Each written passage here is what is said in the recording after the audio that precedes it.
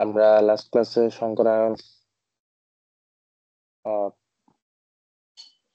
3 টাইপের সংকরায়ন পর্যন্ত আমরা পড়ছিলাম।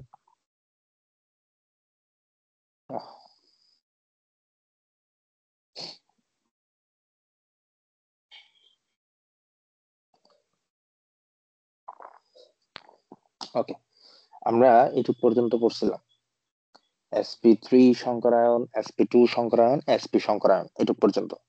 এরপরে আরো 4 টাইপের সংকরায়ন আছে বলছিলাম, dsp2, dsp3, sp3d, এইগুলো আর কি।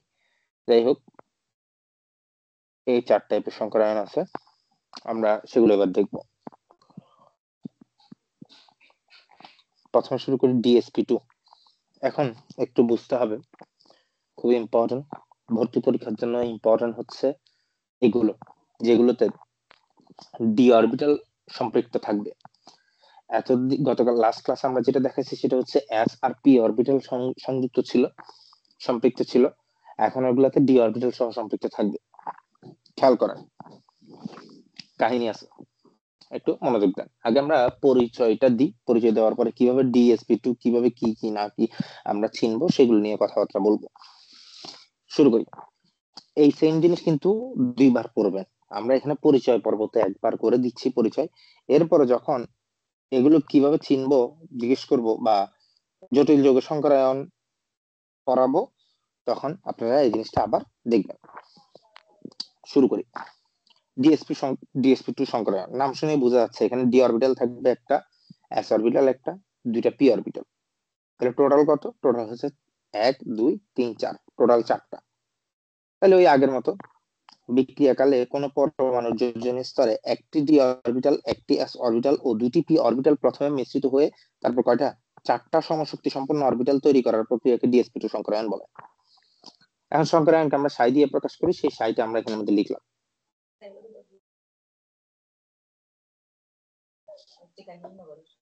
করতেছেন তো? আচ্ছা, সংকরায়নকে সাই দিয়ে প্রকাশ করা হয়। এখন আমরা ডি অরবিটাল কখন অংশগ্রহণ করবে না করবে বা এদের ক্ষেত্রে কি হয় না হয় সেগুলো আমরা পরে দেখব। আপাতত আমরা dsp2 সংকরায়িত হবে এমন একজনের নাম বলে ফেলতেছি। কেমনে বুঝছি সেটা এখন জিজ্ঞেস করবেন না, কেমনে বুঝছি সেটা আমরা এখানে এখন শিখাচ্ছি না, আমরা শিখাবো সেই পার্টটা। সেরকম একটা এক্সাম্পল হচ্ছে এইটা, টেট্রা অ্যামিন কপার 2 আয়ন। নাম হয়তো বা নামকরণ শিখাই নাই আপনাদেরকে আমি, ওই যে 2য় অধ্যায়ের একটা ক্লাস বাকি ছিল বলছিলাম, সেটাতে একটু করে নামকরণ ছিল। নামকরণ ছাড়াও এটা দেখে বুঝতে পারতেছেন এটা একটা জটিল যৌগ। জটিল যৌগ কখন গঠিত হয়েছে সেটা আমরা দেখে বুঝতে পারি বলছিলাম, কিন্তু লিগ্যান্ডের পরিচয় দিছিলাম। লিগ্যান্ডদেরকে দেখলে আমরা জটিল যৌগ গঠন করবে সেটা আমরা জানি। কেন্দ্রীয় ধাতব আয়ন মুখ্য যোজনী নয়, বরঞ্চ গৌণ যোজনী সংখ্যক গৌণ যোজনী প্রকাশ করবে। তো এটা হচ্ছে টেট্রামিন কপার 2 আয়ন। এখন টেট্রামিন কপার 2 আয়ন এটা dsp2 সংকরায়নে সংকরায়িত হয়। তার আগে আরেকটা কথা বলি, আমরা লাস্ট ক্লাস পর্যন্ত যেগুলো দেখছি sp3, sp2, sp, মানে s আর p এর সম্পৃক্ত যেই সংকরায়ন গুলো আছে সেখানে কিন্তু আমরা চিত্র এঁকে এঁকে দেখাইছি, মাথায় রাখবেন। আমরা সেখানে চিত্র আঁকতে পারছিলাম s orbital, d p orbital, s orbital আর p অরবিটাল, এরা ছিল দেখে আমরা চিত্র আঁকাটা আমাদের জন্য সহজ হয়েছে অরবিটাল গুলো এঁকে এঁকে। কিন্তু মাথায় রাখবেন, বেসিক্যালি লিখে দিছি, ডি অরবিটাল যখন সম্পৃক্ত থাকবে তখন আমাদের অরবিটাল চিত্র একে দেখাইতে হবে না। আমরা এর আগে যেগুলো দেখাইছি এগুলো হচ্ছে অরবিটাল চিত্র। এই যে দেখেন এখানে পি কে পি এর মতো করে আঁকছি, এস কে এস এর মতো করে আঁকছি, কিন্তু পি পর্যন্ত সারা যায়, কিন্তু ডি এর ক্ষেত্রে ভেজাল হয়ে যায়, কারণ ডি হচ্ছে ডাবল ডাম্বেল। পি অরবিটাল ছিল হচ্ছে সিঙ্গেল ডাম্বেল, কিন্তু ডি অরবিটাল কিন্তু ডাবল ডাম্বেল আকারে। তো আমরা ডি অরবিটালের প্রত্যেকটা ভাগকে আমরা দুটো দুটো করে করে ডাম্বেল দিয়ে দিয়ে দেখাতে হবে দেখে আমরা এগুলো আঁকবো না, এবং ডি অরবিটাল এফ অরবিটাল এগুলো আসলে অনেক কঠিন হয়ে যায়, জটিল কঠিন হয়ে যায়, যেগুলো আমরা ফ্রি হ্যান্ডে আঁকাটা আমাদের জন্য কষ্টসাধ্য। তাই কখনো আপনাদেরকে ডি অরবিটাল সম্পৃক্ত যেই যৌগগুলো আছে তাদের ক্ষেত্রে আপনাদেরকে অরবিটাল চিত্র এঁকে দেখাইতে হবে না। ওকে, অরবিটাল চিত্র দেখে যেহেতু যেহেতু আঁকতে হবে না, তাহলে আমরা অরবিটাল চিত্র আঁকবো না। হ্যাঁ বলেন। স্যার তানজিলাকে একটু অ্যাড করতে বলতেছে।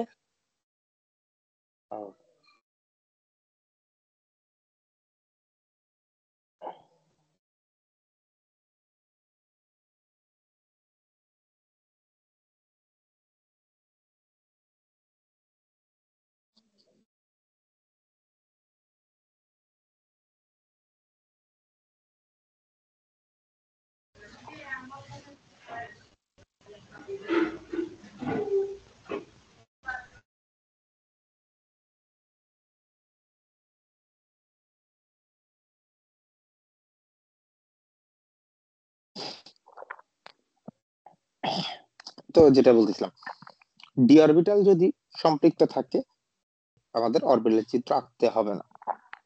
এবার খেয়াল করেন, এইগুলো আমরা ওদেরকে কিভাবে কি করব না করব বা DsP2 কেন হয়েছে সেটা এবার একটু দেখি। কাজ কি ছিল? কাজ ছিল হচ্ছে কেন্দ্রীয় ধাতব আয়নকে, মানে কেন্দ্রীয় মৌলের ইলেকট্রন বিন্যাস করতে হবে। আমরা শুরু করতেছি কেন্দ্রীয় মৌলের ইলেকট্রন বিন্যাস। এই যে কেন্দ্রীয় মৌলকে, এখানে হচ্ছে কপার।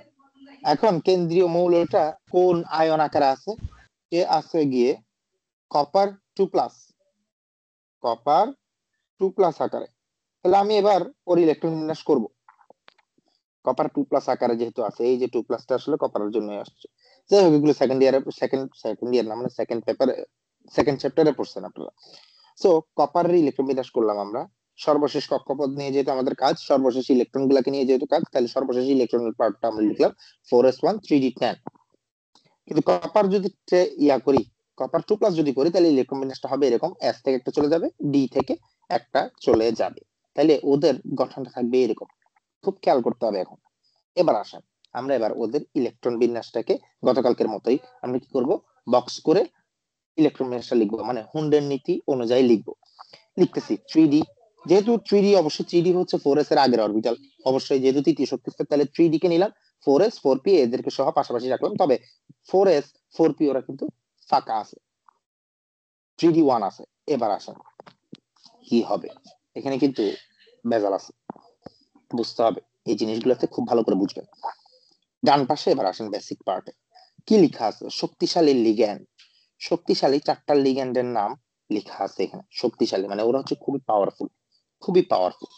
ওরা খুব বেশি পাওয়ার খাটাবে, ওরা প্রভাব বিস্তার করবে, যেরকম এলাকার পাতি নেতাগুলো যেরকম করে আর কি।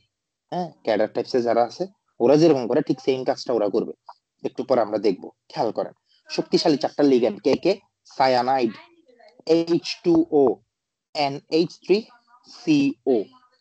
এই 4টা হচ্ছে শক্তিশালী লিগ্যান্ড। মাথায় রাখবেন, লিগ্যান্ড কিন্তু আমি চিনাইছি, লিগ্যান্ডের মধ্যে শক্তিশালী হচ্ছে এই 4জন। ওকে। আর নন ডিজেনারেট অবস্থা সেটা আমরা জানি, সেটা একটু পরে যখন নন ডিজেনারেট কথা যদি আমরা উল্লেখ করি তখন আপনারা বুঝতে পারবেন। আমরা তো পড়াইছি ডি অরবিটাল যখন পড়াইছিলাম ডি ব্লক মৌলের ক্ষেত্রে। যাই হোক, আমরা শক্তিশালী লিগ্যান্ডকে চিনলাম। এবার আসেন শক্তিশালী লিগ্যান্ড কি করবে, শক্তিশালী লিগ্যান্ডটা এখানে কি করবে সেটা এবার একটু দেখি। এবার আসেন 3D আছে। এখন আপনার এখানে দেখবেন, আপনি এই জায়গাটাতে দেখবেন লিগ্যান্ড কে শক্তিশালী আছে কিনা। আপনার চোখে ধরা পড়ছে স্যার অ্যামোনিয়া একটা শক্তিশালী লিগ্যান্ড। কয়টা লিগ্যান্ড বসছে? 4টা লিগ্যান্ড বসছে। লিগ্যান্ড কি করবে? লিগ্যান্ডের কাজ কি? লিগ্যান্ডের কাজ হলো, লিগ্যান্ডের কাজ হলো তাদের মাথায় যেই মুক্তজোর ইলেকট্রন আছে সেই মুক্তজোর ইলেকট্রনকে নিয়ে যায় রাখা। লিগ্যান্ডের কাজ হচ্ছে মুক্তজোর ইলেকট্রন গুলাকে নিয়ে আমি কোনো একটা জায়গায় রাখবো, সেই রাখার জায়গাটা আমি সৃষ্টি করব, জায়গা ফাঁকা করব, দখলদার করবে, যে দখলদারি করবে, যে দখল করবে সেখানে ওর ইলেকট্রন গুলাকে রাখবে। এবার আসেন শক্তিশালী লিগ্যান্ডের কাজ কি, এইখানে আসেন কি লিখছি দেখেন, এগুলো আমার আমার ভাষায় লিখছি যে শক্তিশালী লিগ্যান্ড এসে অসহায় কে আছে তাকে আগে ধরবে। এখানে অসহায় কে? যে আনপেয়ার্ড ইলেকট্রন। মাথায় রাখবেন সবসময় অসহায় থাকবে হচ্ছে আনপেয়ার্ড ইলেকট্রন গুলা। পেয়ার্ড ইলেকট্রন গুলা বসে থাকবে, কোনো সমস্যা নাই, পেয়ার্ড ইলেকট্রন গুলা বসে থাকবে, কিন্তু আনপেয়ার্ড যারা আছে ওরা অসহায়। এই অসহায় ইলেকট্রন মানে বেজোর ইলেকট্রন কে ও লাথি মারবে। কে মারবে? যে শক্তিশালী লিগ্যান্ড গুলো লাথি মারবে। লাথি মেরে কোথায় কোথায় পাঠাবে? অন্য একটা অরবিটালে পাঠাবে, এমন জায়গায় পাঠাবে যেখানে তার যাওয়ার জায়গা নেই। মনে করেন আমি একজন শক্তিশালী কি লিডার, ক্যাডার, লিডার বলবো না, ক্যাডার, শক্তিশালী। আমার আমার মনে করেন 10টা রুম প্রয়োজন। এখন 10টা রুমের মধ্যে যদি অসহায় কেউ বসে থাকে, আমি ওদেরকে বের করে 10টা রুমের বাইরে অন্য কোনো জায়গায় দিয়ে আসবো। ঠিক সেম কাজটা করবে যে লিগ্যান্ড। এই যে এই অসহায় এই মুক্তজোরকে এমন জায়গায় পাঠাবে যেখানে ওই লিগ্যান্ডের যাওয়ার প্রয়োজন নাই। এখন লিগ্যান্ড কোথায় কোথায় যাবে? লিগ্যান্ড হচ্ছে 4টা, তাহলে 4টা লিগ্যান্ড 4 জোড়া মুক্তজোর ইলেকট্রন দিবে, তাহলে 4 জোড়া মুক্তজোর ইলেকট্রন রাখার জন্য 4টা ঘর প্রয়োজন। একটা ঘর, 2টা ঘর, 3টা ঘর, 4টা ঘর, এইটুকু পর্যন্ত ও দখল করে ফেলবে। যেই জায়গায় যাইতে হবে না সেই জায়গায় ইলেকট্রনটাকে পাঠিয়ে দিবে, যে কোনটাকে ওই আনপেয়ার্ড বেজোর ইলেকট্রনটাকে। তাই দেখেন লিগ্যান্ড এসে এই মুক্ত এই বেজোর ইলেকট্রনকে লাথি মেরে এই জায়গায় পাঠাই দিল। এই যে দেখেন পাঠাই দিছে। এবার খেয়াল করেন, আপনি বলতে পারেন স্যার কেন এরকম পাঠাইছে কেন? মাথায় রাখবেন লিগেন্ডের ইলেকট্রন সমূহ পাশাপাশি বসতে পছন্দ করে, মানে পাশাপাশি পাঁচটা রুম। আপনি তো বলতে পারতেন স্যার ওকে এখানে পাঠানোর দরকার কি, ওকে এই জায়গায় পাঠাই, লিগ্যান্ড এই জায়গায় বসলো, এই জায়গায় বসলো, এই জায়গায় বসলো, এই জায়গায় বসলো, এই জায়গায় বসলো, বসতে পারতো না? হ্যাঁ বসতে পারতো, কিন্তু সে বসবে না, কারণ লিগ্যান্ড বলতেছে আমার 4 ভাই 4জন পাশাপাশি রুমে থাকবে। তুমি বেরোয় এমন জায়গায় চলে যাও যেখানে আমি যাব না, সেরকম জায়গায়। বুঝতে পারতেছি আমি? মানে পাশাপাশি লিগ্যান্ডের ইলেকট্রন গুলোকে বসানোর জন্যই সে বেজোর ইলেকট্রনকে লাথি মেরে ওখানে পাঠিয়ে দিবে। এই কাজটা লিগ্যান্ড, শক্তিশালী লিগ্যান্ড করতে পারবে, যে আমি আই রিপিট, শক্তিশালী লিগ্যান্ড এটা করতে পারবে, যে দুর্বল লিগ্যান্ড কিন্তু এই কাজ করতে পারবে না। আমরা দেখাবো একটু পরে।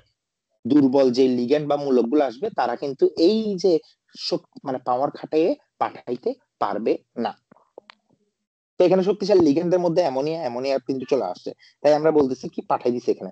পাঠাই দেওয়ার পরে এবার যে ফাঁকাগুলো আছে সেই ফাঁকাগুলোতে লিগ্যান্ড ঢুকবে। দেখি কিভাবে ঢুকতেছে। এই যে দেখেন, এই একটা লিগ্যান্ড ঢুকছে, এই একটা। তাহলে এবার দেখেন সংকরায়ন কোথায় কোথায় ঘটছে। এই একটা অরবিটালে ঘটছে, এই একটা। প্রথমে ঘটছে ডি তে, তারপর ঘটছে এস এ, তারপর ঘটছে P2 তে। তাই এটাকে বলা হচ্ছে DsP2 সংকরায়ন। আমি কি জিনিসটা বুঝতে পারছি?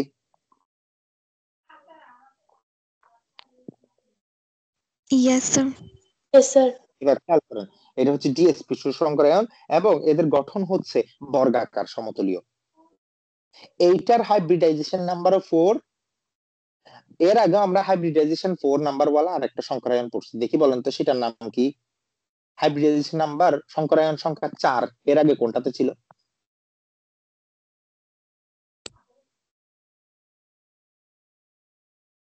বলেন কেউ?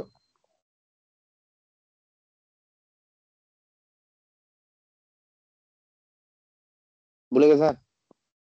SP3, এটা কি 4 না? এটার সংকরায়ন সংখ্যা 4 না?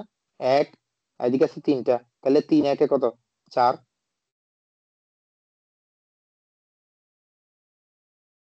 বুঝতে পারছেন কিনা আপনারা? রেসপন্স করতে হবে। এই ক্লাসগুলোতে রেসপন্স না করলে আমি বুঝতে পারবো না যে আপনারা আসলে আদৌ জিনিসগুলো ধরতে পারতেছেন কিনা। সবার ক্লিয়ার?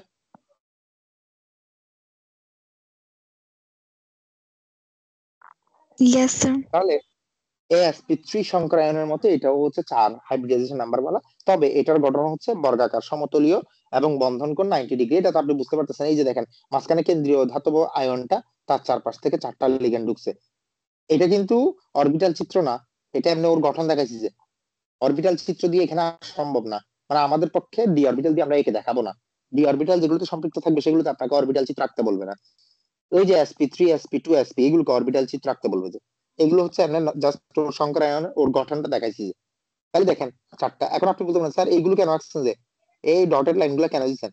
এই যে এখানে লেখা দেখাচ্ছে এগুলো হচ্ছে ভগ্ন রেখা, মানে ভেঙে গেছে এরকম রেখা মনে হচ্ছে না? তো সেটা কি দিচ্ছি দেখেন, ভগ্ন রেখা দ্বারা বিকর্ষণ বা আন্তঃক্রিয়া বোঝানো হচ্ছে। মানে এই অ্যামোনিয়াকে একটা আন্তঃক্রিয়া চলতেছে ওদের মধ্যে, মানে একজন একজনকে বিকর্ষণ করছে। তো এটা আপনার এত কথা বলার দরকার নাই, আপনি এমনি বলবেন যে ভগ্নরেখা দেখা দ্বারা আন্তঃক্রিয়া বোঝানো হচ্ছে বা বিকর্ষণ বোঝানো হচ্ছে, এরকম করে। তাহলে দেখেন এটা একটা বর্গাকার সমতলীয় হচ্ছে না, মানে একটা তলের উপর বর্গাকার আছে। তাহলে দেখি বলেন তো বন্ধন কোণগুলো কত হওয়ার কথা? 4টা সমান ভাগে বিভক্ত হবে না 360 ডিগ্রি? তাহলে 360 ডিগ্রি 4 সমান ভাগে বিভক্ত করলে কত হয়? 90 ডিগ্রি হয় না? এই যে দেখেন 90 ডিগ্রি বন্ধন কোণ, কত? 90 ডিগ্রি। আমি কি জিনিসটা ক্লিয়ার করতে পারছি আপনাদের? Yes, sir.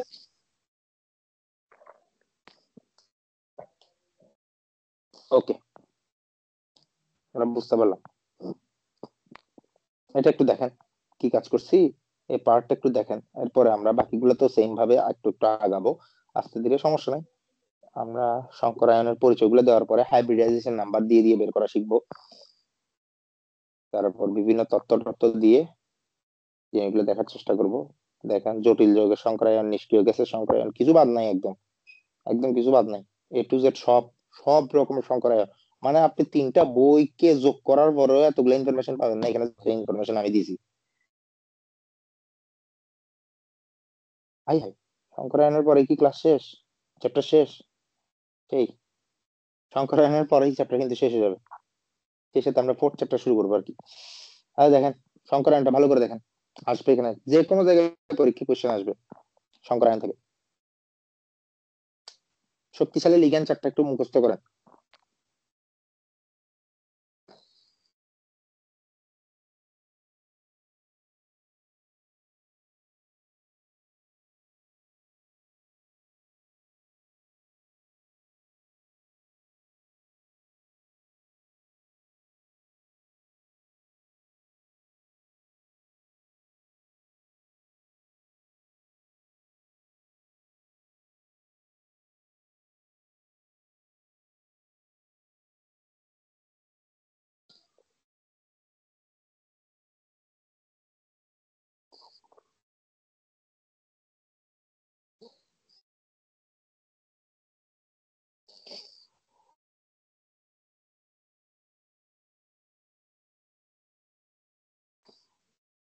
আচ্ছা, এরপরে আসেন sp3d।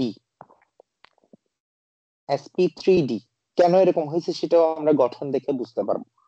দেখি বিক্রিয়াকালে আপনি বলতে পারেন স্যার dsp3 বলে নাই কেন, sp3d কেন বলছে, বা dsp3 কখন হইতে পারে বা sp3d কখন হইতে পারে, সেগুলো নিয়ে আমরা কথাবার্তা বলবো। দেখি সামনে আস্তে আস্তে আমরা আগাই, তাহলে বুঝতে পারবো।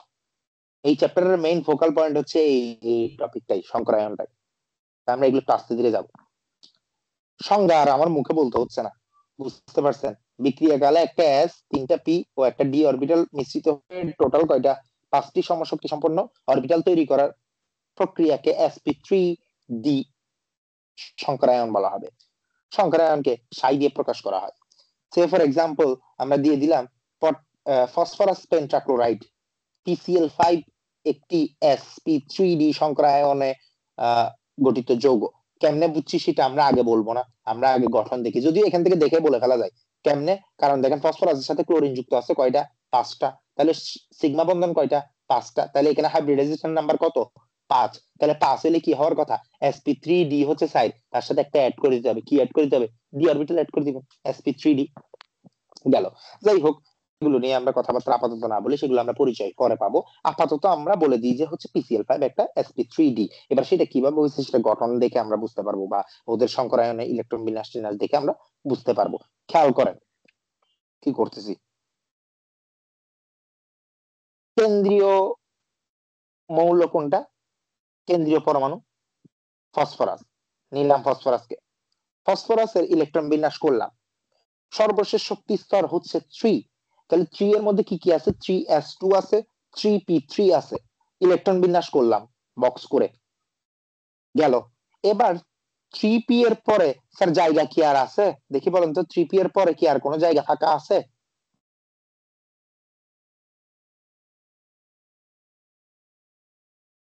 রেসপন্স করে না। 3D। অবশ্যই 3d আছে, তাইলে আমি এখানে ওকে উত্তেজিত করতে পারবো। উত্তেজিত করলে মাথায় রাখবেন সর্বোচ্চ যতটা বেজোর থাকা সম্ভব ততটা থাকবে সর্বোচ্চ। তাহলে দেখেন তো এই যে এখান থেকে একটা ইলেকট্রন ওখানে চলে যাবে, চলে গেছে, 5টা বেজোর হয়ে গেছে। এবার দেখেন ওই আগের মতো এটা নর্মাল sp3 sp2 যেভাবে পড়াইছি সেভাবে 5টা বেজোর হয়ে গেছে। তাহলে এগুলোকে বলতেছি 3 psi 1 1, 3 psi 2, 3 psi 3, 3 psi 4, 3 psi 5, প্রত্যেকটাতে একটা করে ইলেকট্রন। এখন ক্লোরিন কয়টা যুক্ত আছে, 5টা। এখানে শঙ্করায়ন ঘটছে কয়টাতে, 5টাতে, তাহলে 5টাতে 5টা ইলেকট্রন ঢুকে যাবে, তাহলে 5টাতে 3pz1 করে চলে গেছে। লাস্ট ক্লাস করলে এগুলো বুঝতে পারার কথা। এই যে আমি এখানে ইয়েলো কালার দিয়ে দেখাচ্ছি যে এগুলো অ্যাড হচ্ছে, এখন ওরা অ্যাড হয়ে সংক্রামিত হয়ে গেছে। এবার ওদের গঠনটা কেমন হবে, গঠন হচ্ছে এরকম হবে। 3D আপনি বুঝতে পারতেছেন কিনা আমি জানি না, এটা কিন্তু একটা 3D চিত্র। 3D চিত্রটা কেমন সেটা হচ্ছে একটা এই এই সমতলে একটা কি আছে, একটা ত্রিভুজ আছে, ত্রিভুজের উপর লম্ব ভাবে উপরের দিকে একটা ইয়া উঠছে, নিচের দিকে একটা গেছে, এরকম দেখতে কিন্তু এরকম। জিনিসটা বুঝতেছেন কিনা জানি না আমি, আপনারা কি বুঝতেছেন জিনিসটা? আমি এখানের মধ্যে এই দাগগুলো ইচ্ছা করে দিই না, এগুলো কিন্তু দাগ আছে, মানে এগুলো কিন্তু একটা কি, প্রত্যেকটা কিন্তু একটা একটা ত্রিভুজ কিন্তু, বুঝতেছেন তো?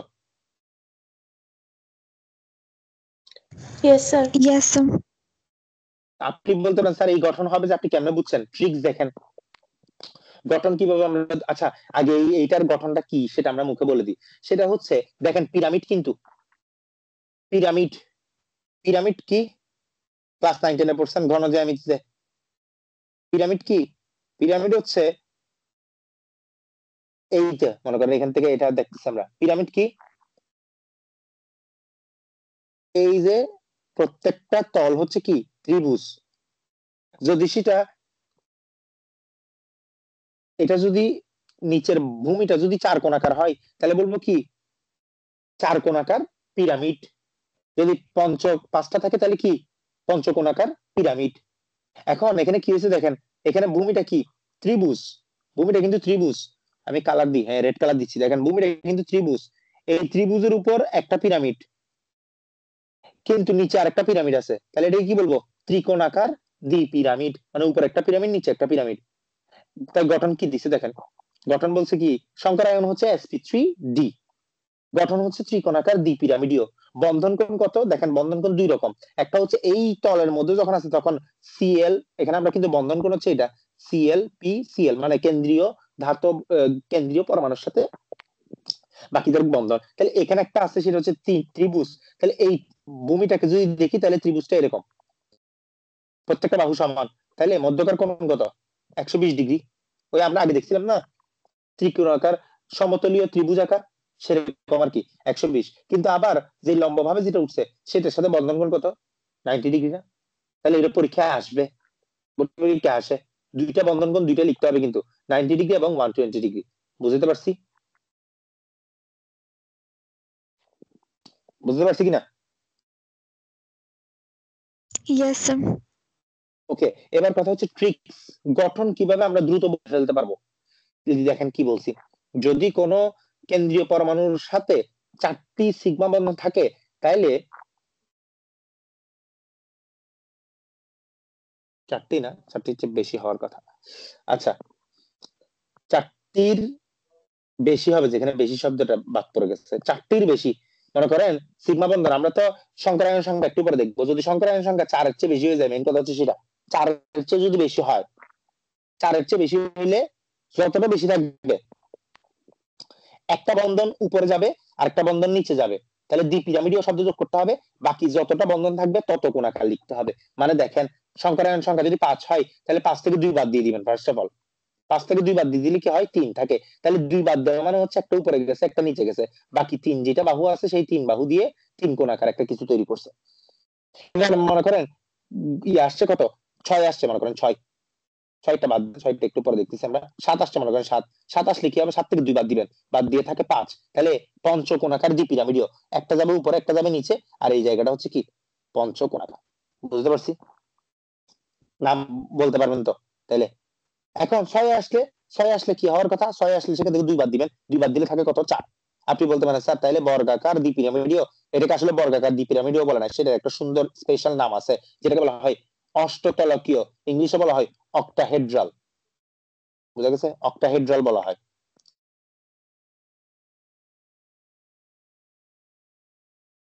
আর সুষম চতুস্তলকীয়কে বলা হয় টেট্রাহেড্রাল। টেট্রা মানে 4, অক্টা মানে 8, অক্টাহেড্রাল মানে হচ্ছে 8টা ত্রিভুজের তল দ্বারা গঠিত কোন একটা ঘনবস্তুকে বলা হয় অক্টাহেড্রাল। আর সুষম চতুস্তলকীয় কি 4টা ত্রিভুজ দ্বারা গঠিত ঘনবস্তুকে, 4টা ত্রিভুজীয় তল দ্বারা গঠিত ঘনবস্তুকে বলা হয় টেট্রাহেড্রাল। তাই 6 হইলে ডাইরেক্ট অক্টাহেড্রাল বলে ফেলা হয়। তো সেই কথাটা আমরা এখানের মধ্যে লিখছি মনে হয়। এই যে দেখেন গঠন কিভাবে দ্রুত নির্ণয় করব, যদি কোনো কেন্দ্রীয় পরমাণুর সাথে চারটির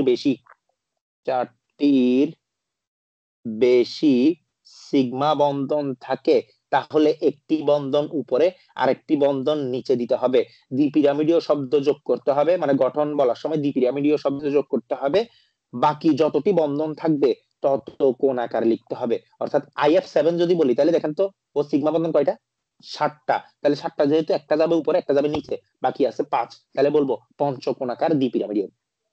ট্রিপল স্টার, যদি কেন্দ্রীয় পরমাণুর সাথে সিগমা বন্ধন 6টি বা 6 থাকে তাহলে এই ট্রিক্স প্রযোজ্য না। আসলে এই ট্রিক্স প্রযোজ্য কিন্তু নামটা আমরা সেভাবে বলবো না আর কি, বলে ফেলবো ডাইরেক্ট অষ্টতলকীয়। আঁকার সময় কিন্তু ঠিকই ওইভাবেই আঁকবো, যে হচ্ছে এটা হচ্ছে একটা বর্গের মতো থাকবে, উপর একটা যাবে নিচে একটা যাবে, এইটা গঠন, এটাকে বলা হয় অক্টাহেড্রাল, অষ্টতলকীয় বলা হয়। এটা আসছে ভর্তি পরীক্ষা আসছে এবং ভর্তি পরীক্ষা আসবেও। আপনারা জিনিসটা কি ক্লিয়ার হয়েছে? আমি কি বুঝতে পারছি? Yes, sir. এবার এটা আপনারা একটু দেখেন, একটু এই শঙ্করায়নের এই চিত্রগুলো আঁকার চেষ্টা করেন, এই চিত্রটা আঁকার চেষ্টা করেন। আমি আবারও বলতেছি, আমার কিন্তু এখানে পিডিএফ এ লেখা আছে দেখে আমি এগুলো মুখে দ্রুত বলে চলে যেতে পারতেছি, নাহলে এগুলো এক একটার জন্য অনেকক্ষণ অনেকক্ষণ সময় নষ্ট করে করে আমি ক্লাসের মধ্যে পড়াই যাই। কিন্তু আপনাদের এখানে চিত্র আঁকা আছে, সবকিছু লিখাও আছে, তাই আপনাদের জন্য সুবিধা। আমি বোঝানোর সময় আপনারা জিনিসটা দেখে ফেলতে পারতেছেন। অন্যান্য সময় দেখা যায় হচ্ছে যখন আমি হাতে লিখে করতে যাই তখন একটা লিখতেছি, বাকি অংশটা আমি লিখার আগে আপনি বুঝতে পারবেন না। কিন্তু এখন এখানে আমি সবকিছু লিখে দিয়েছি, ট্রিক্সও লিখে দিয়েছি, আপনারা শুধু দেখে তুলবেন, আর কোনো কোশ্চেন থাকলে ওই জায়গা থেকে করবেন। অন্যান্য আগের ব্যাচ গুলো চাইতে আপনাদের এগুলো অনেক দ্রুত যাচ্ছে, এই পার্ট গুলা।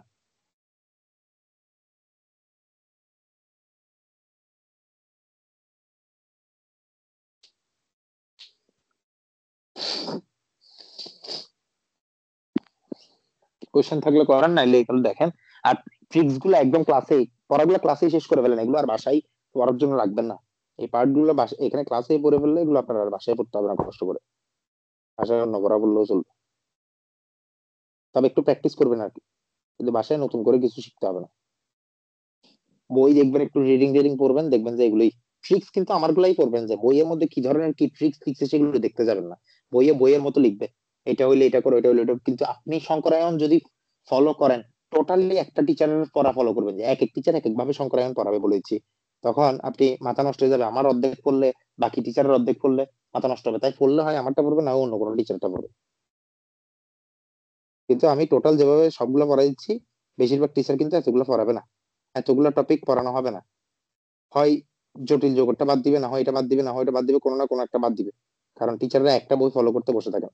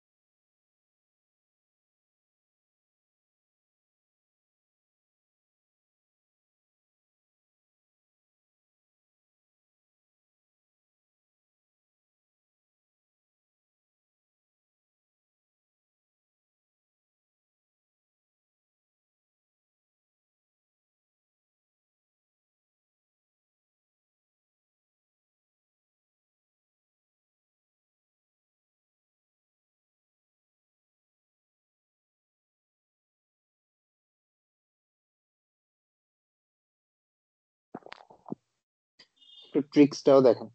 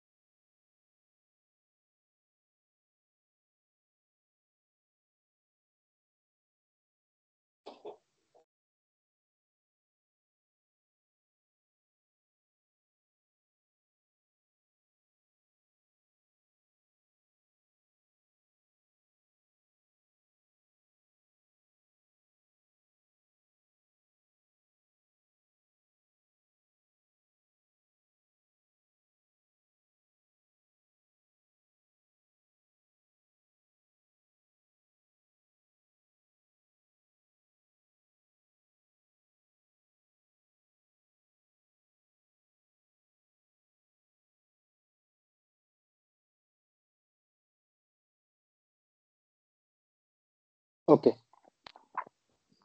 এরপরে যাই হচ্ছে sp3d2।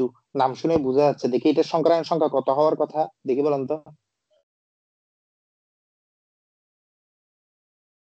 এটা সংক্রায়ণ সংখ্যা, হাইব্রিডাইজেশন নাম্বার কত হওয়ার 6 কথা? 6। নাম শুনে বোঝা যাচ্ছে তাইলে। আচ্ছা দেখি ওদের, এতক্ষণ যা পড়াচ্ছি সবগুলো সেম ট্রেডিশনাল নিয়মে পড়াচ্ছি, যেটাও বিক্রিয়াকালে কোনো পরমাণুর যোজন স্তর একটা এস, তিনটা পি, দুইটা ডি অরবিটাল মিশ্রিত হয়ে 6টা সমশক্তি সম্পন্ন অরবিটাল তৈরি করার প্রক্রিয়াকে সংকরায়ন বলা হয়। সংকরায়ন মানে কি? সংকরায়ন মানে মনে রাখবেন যে শব্দটা হচ্ছে মিক্স হয়ে নতুন জিনিস তৈরি করা। সংকর মানে এই যে ইয়া করে না, মিক্সড আপ, খাবার দাবার বানানোর সময় অনেক সময় কি যেগুলো মিক্স করে বানায়, মনে করেন ঝালমুড়ি, ঝালমুড়ি বানানোর সময় যেটা করে সেটাকে বলবেন যে হাইব্রিডাইজেশন, মানে সংকরায়ন, মিক্স হয়ে হচ্ছে সমশক্তি সম্পন্ন জিনিস তৈরি করছে, ঘটনা হচ্ছে সেটা। তো এখানেও ঠিক সেম। সেটার এক্সাম্পল কি হইতে পারে? SF6, ঠিক আছে, সালফার হেক্সা ফ্লোরাইড, 6টা সিগমা বন্ধনে গঠিত। তাহলে সালফার হচ্ছে কেন্দ্রীয় পরমাণু, ইলেকট্রন বিন্যাস করলাম ঠিক সেম আগের মতো, ডি অরবিটাল আছে যেহেতু ওকে উত্তেজিত করছি, সবাই চলে গেছে, তাহলে 6টা হয়ে গেছে, 6টা ঢুকবে, তাহলে 6টার সাথে 6টা ঢুকছে, গঠনটা দেখেন ওই যে আগেরটাই, কিন্তু এখানে আমি একটু চিত্রটা হেক্সা অক্টাহেড্রাল গঠনটা আমি দেখাচ্ছি, যে বর্গ থাকবে, এই জায়গায় বর্গ। জিনিসটাকে আমি 3D দেখানোর চেষ্টা করি, একটু করে 3D দেখানোর চেষ্টা করি, যদি বর্গ হয় নাই, একে আমি বর্গ করব এখন। হয়েছে, এটা বর্গ, কিন্তু কিন্তু আমি এটা 3 ডাইমেনশনাল দেখার চেষ্টা করতেছি, এই জন্য এটা এরকম দেখাচ্ছে। এবার এটা মনে করেন এখান থেকে এই যে বরাবর উঠছে, আর এটা এই জায়গা থেকে এভাবে নামছে। এটাই হচ্ছে গঠন। এগুলো আমরা পিঙ্ক কালার দিয়ে দেখাই। এই যে এটার সাথে এটা কানেক্টেড থাকবে, এটার সাথে এটা কানেক্টেড থাকবে, এটার সাথে এটাও কানেক্টেড থাকবে, এটার সাথে এটাও কানেক্টেড থাকবে, একদম এরকম। কিন্তু এগুলো যদি আমি একটু লম্বা লম্বা দেখাচ্ছি, এগুলো আর একটু ছোট করে হবে। যাই হোক, এদিকেও কানেক্টেড না।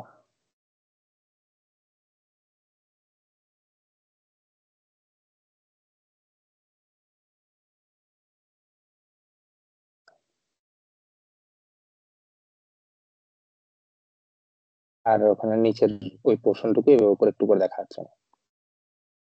এর চেয়ে সুন্দরভাবে বোঝানো আমার সম্ভব না। দেখি বলেন তো আপনারা জিনিসটা বুঝতে পারতেছেন কিনা। এটা আর কি, এখানে যেটা আঁকছি এটাই হচ্ছে অক্টাহেড্রাল। দেখেন এখানে কিন্তু 8টা ত্রিভুজ তল আছে। কাউন্ট করব, কাউন্ট করতেছি, দেখেন আমি গ্রিন কালার দিয়ে কাউন্ট করি, যেহেতু গ্রিন এখানে দেওয়া হয়। এইটা একটা ত্রিভুজীয় তল, দুইটা, ওই সাইডে একটা আছে, তিনটা, এই সাইডে একটা আছে, এই যে দেখেন, এই যে এটা একটা, এটা একটা, 4টা। তাহলে উপরে আছে 4টা, নিচে আছে 4টা, তাহলে কয়টা? 8টা। তাই এটাকে বলা হচ্ছে অক্টাহেড্রাল বা অষ্টতলকীয়। দেখেন এখানে বন্ধন কোণ কত হওয়ার কথা? উপরে যেগুলো আছে, এই যে এইগুলো কিন্তু 90 ডিগ্রি, এইগুলো 90 ডিগ্রি। এবার দেখেন এদের এখানে কেন্দ্রে যেগুলো আছে সেগুলো কিন্তু 90 ডিগ্রি, যেহেতু বর্গক্ষেত্র, তাহলে প্রত্যেকটা কি মধ্যকার কোণ 90 না? তাই দেখেন এখানে ওদের মধ্যকার কোণ কত বলছে? 90 ডিগ্রি বলছে বন্ধন কোণ। আমি কি জিনিসটা বুঝতে পারছি? আপনারা জিনিসটা একটু রেসপন্স করেন। Yes, sir. এটাই হচ্ছে অক্টাহেড্রাল। অক্টাহেড্রাল গঠনটা এখানে ভালো হয়েছে, এটা এখানে থাকুক, তাহলে আপনারা 3D চিত্রটা বুঝতে পারবেন। তো এরকম একটা 3D চিত্রটা এখানেও দেখা দেওয়া উচিত ছিল, তাহলে আমার পিডিএফটা একটু সুন্দর হতো, আপনাদের পরবর্তী ব্যাচ যারা আসবে তারাও জিনিসটা একটু সুন্দরভাবে দেখতে পাইতো। দেখি এটা একটু আমি একটু দেখাই।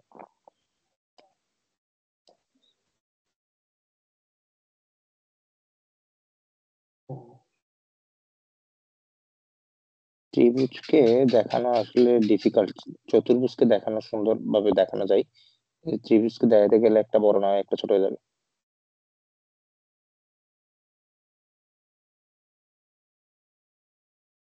হুম।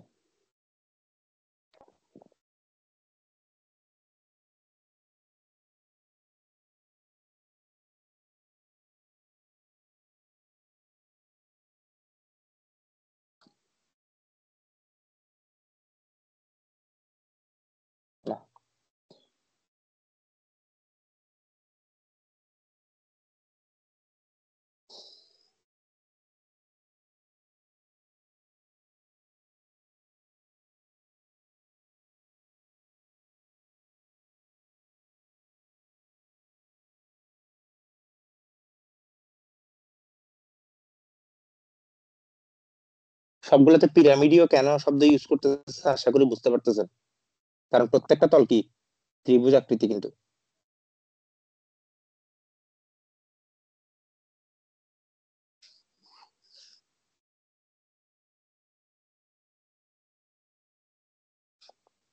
ওইদিকে একটা আছে, এই পোর্শনটুকু হবে,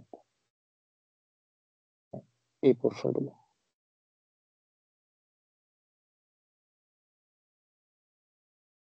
এটা এখান থেকে দেখা যাচ্ছে। গেল।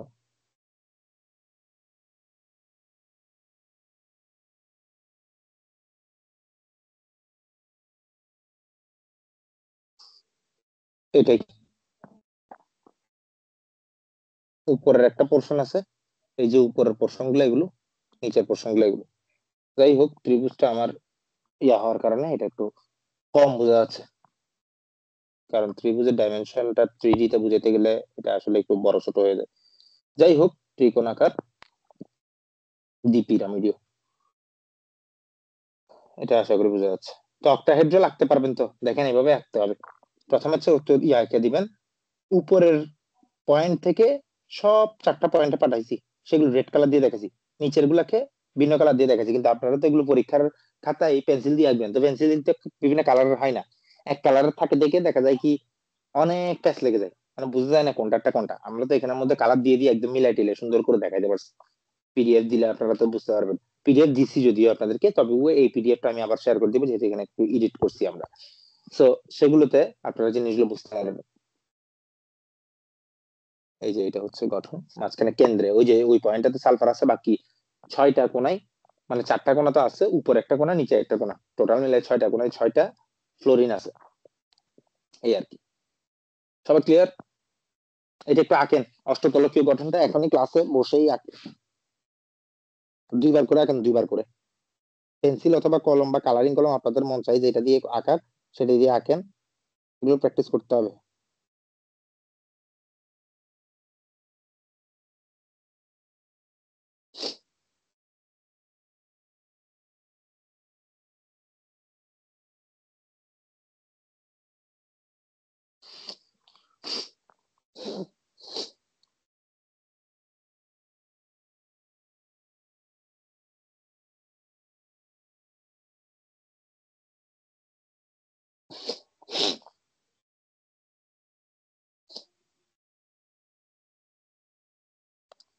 আল্লাহু আকবার, আল্লাহ।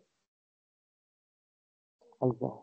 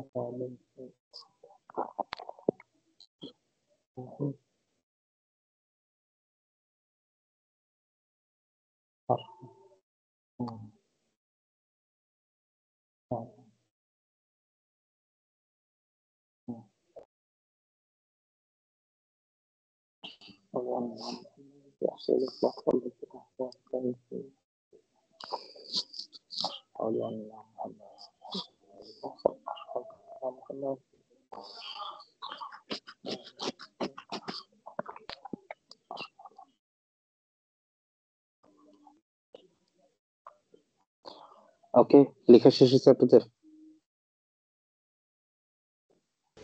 Yes, sir.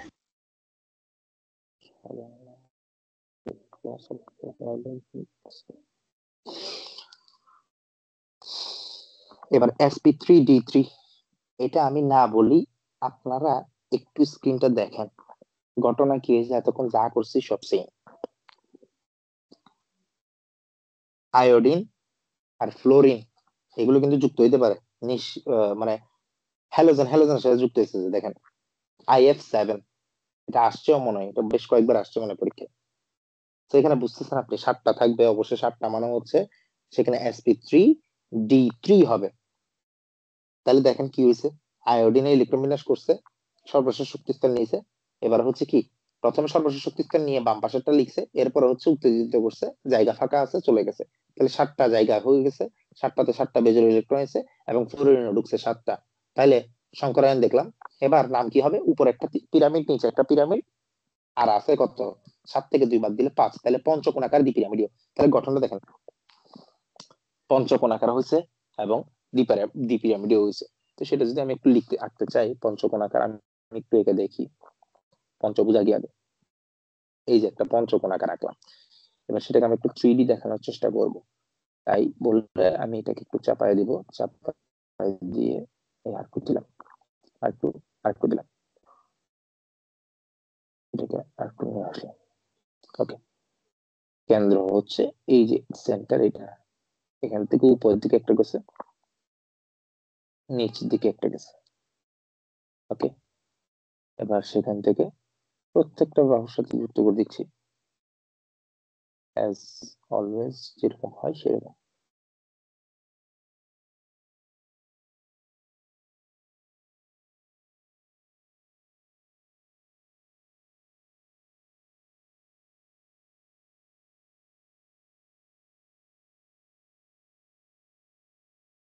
একটা,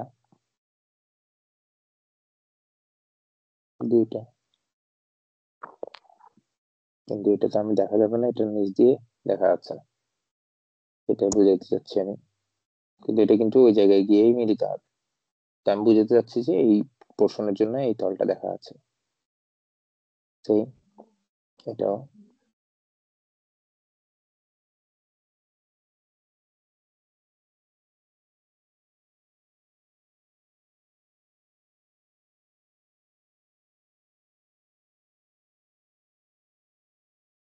এটা তো দেখা যাবে, এটাও দেখা যাবে। ওকে, এটাই সুন্দরভাবে এটা হয়ে গেল পঞ্চকোণাকার দ্বিপিরামিডীয়, উপর একটা পিরামিড, নিচে একটা পিরামিড, আর পঞ্চকোণাকার। বন্ধন কোণ কত সেটা বুঝতেছেন, উপরের যেগুলো উঠছে সেগুলো হচ্ছে 90 ডিগ্রি, আর পঞ্চকোণাকার তাহলে 360 ডিগ্রিকে একদম সমান 5 ভাগে ভাগ করলে ক্যালকুলেটর বসে দেখেন 72 ডিগ্রি আসে। তাহলে এখানে বন্ধন কোণ হচ্ছে 72 ডিগ্রি, 90 ডিগ্রি। এটাও আঁকবেন সবাই এখন। বাম পাশেটা হচ্ছে আপনারা পরীক্ষা যেটা আঁকবেন। আচ্ছা হ্যাঁ, বাম পাশে অনেকে এইটুকু এঁকে দিয়ে বসে থাকে, এটা কিন্তু অ্যাড করতে হবে, এগুলো কিন্তু অ্যাড করতে হবে, এগুলো ভুলে যাবেন না। এগুলো কিন্তু এরকম অ্যাড করতে হবে, কি দিয়ে, ওই যে ভগ্নরেখা দিয়ে। ভগ্নরেখা দিয়ে তো আমি শুধু ওই তলটা দেখাইছি যেখানে, কিন্তু উপরে নিচে গুলো এখানে ইচ্ছা করে আঁকিনি জানি। এই যে এগুলো যে আঁকছি, এগুলো কিন্তু ভগ্নরেখা দিয়ে, মানে কি সলিড লাইন দিয়ে আঁকবেন না, ডটেড লাইন দিয়ে আঁকবেন যে, কারণ এগুলো কিন্তু বন্ধন না, এগুলো হচ্ছে আন্তঃক্রিয়া চলতেছে, সেটা বুঝাইছি যে। নাইলে যদি আপনি বন্ধন দেখা যায়, বন্ধন আঁকলে এরকম হবে যে একটা, দুইটা, তিনটা, চারটা, পাঁচটা, ছয়টা, সাতটা এরকম, কিন্তু সেগুলোকে আপনি ভগ্নরেখা দিয়ে দিয়ে দেখাতে হবে এরকম করে। আমি কি বুঝতে পারছি? এগুলো এঁকে ফেলেন আপনারা। আর খাতায় এই যে আমি যেটা সলিড চিত্র একটা আঁকছি, এরকমও চিত্র আঁকার চেষ্টা করবেন, যাতে করে পরীক্ষার আগে আপনি যেগুলো রিলেট করতে পারেন খুব ইজিলি। আঁকেন, সবাই 2বার করে আঁকেন এগুলো। এখানে মেইন পার্ট এগুলো। আমরা আপনাদেরকে চিত্র আঁকা সব শিখে ফেলতেছি, এরপরে শুধু শিখাবো হচ্ছে যে কিভাবে আপনি দেখে মাত্র বলতে পারবেন যে এটা SP3, এটা DSP3, এটা DSP2, এটা কিভাবে বুঝতে পারবেন সেটা শিখাই দিব, তাহলে কাজ হয়ে যাবে। আমি আপনাকে SP3D, SP3D2, SP3D3 এর গঠন দেখাই ফেলতেছি। একটু উপরে যখন শিখবেন যে কি এটা কিভাবে বুঝতে পারবো, সেই জিনিসটা শিখতে পারলে কাজ শেষ।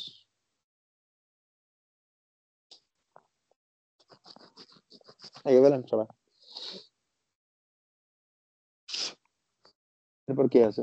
ও, এরপর হাইব্রিডাইজেশন নাম্বার কেন পার্টটা আসবে।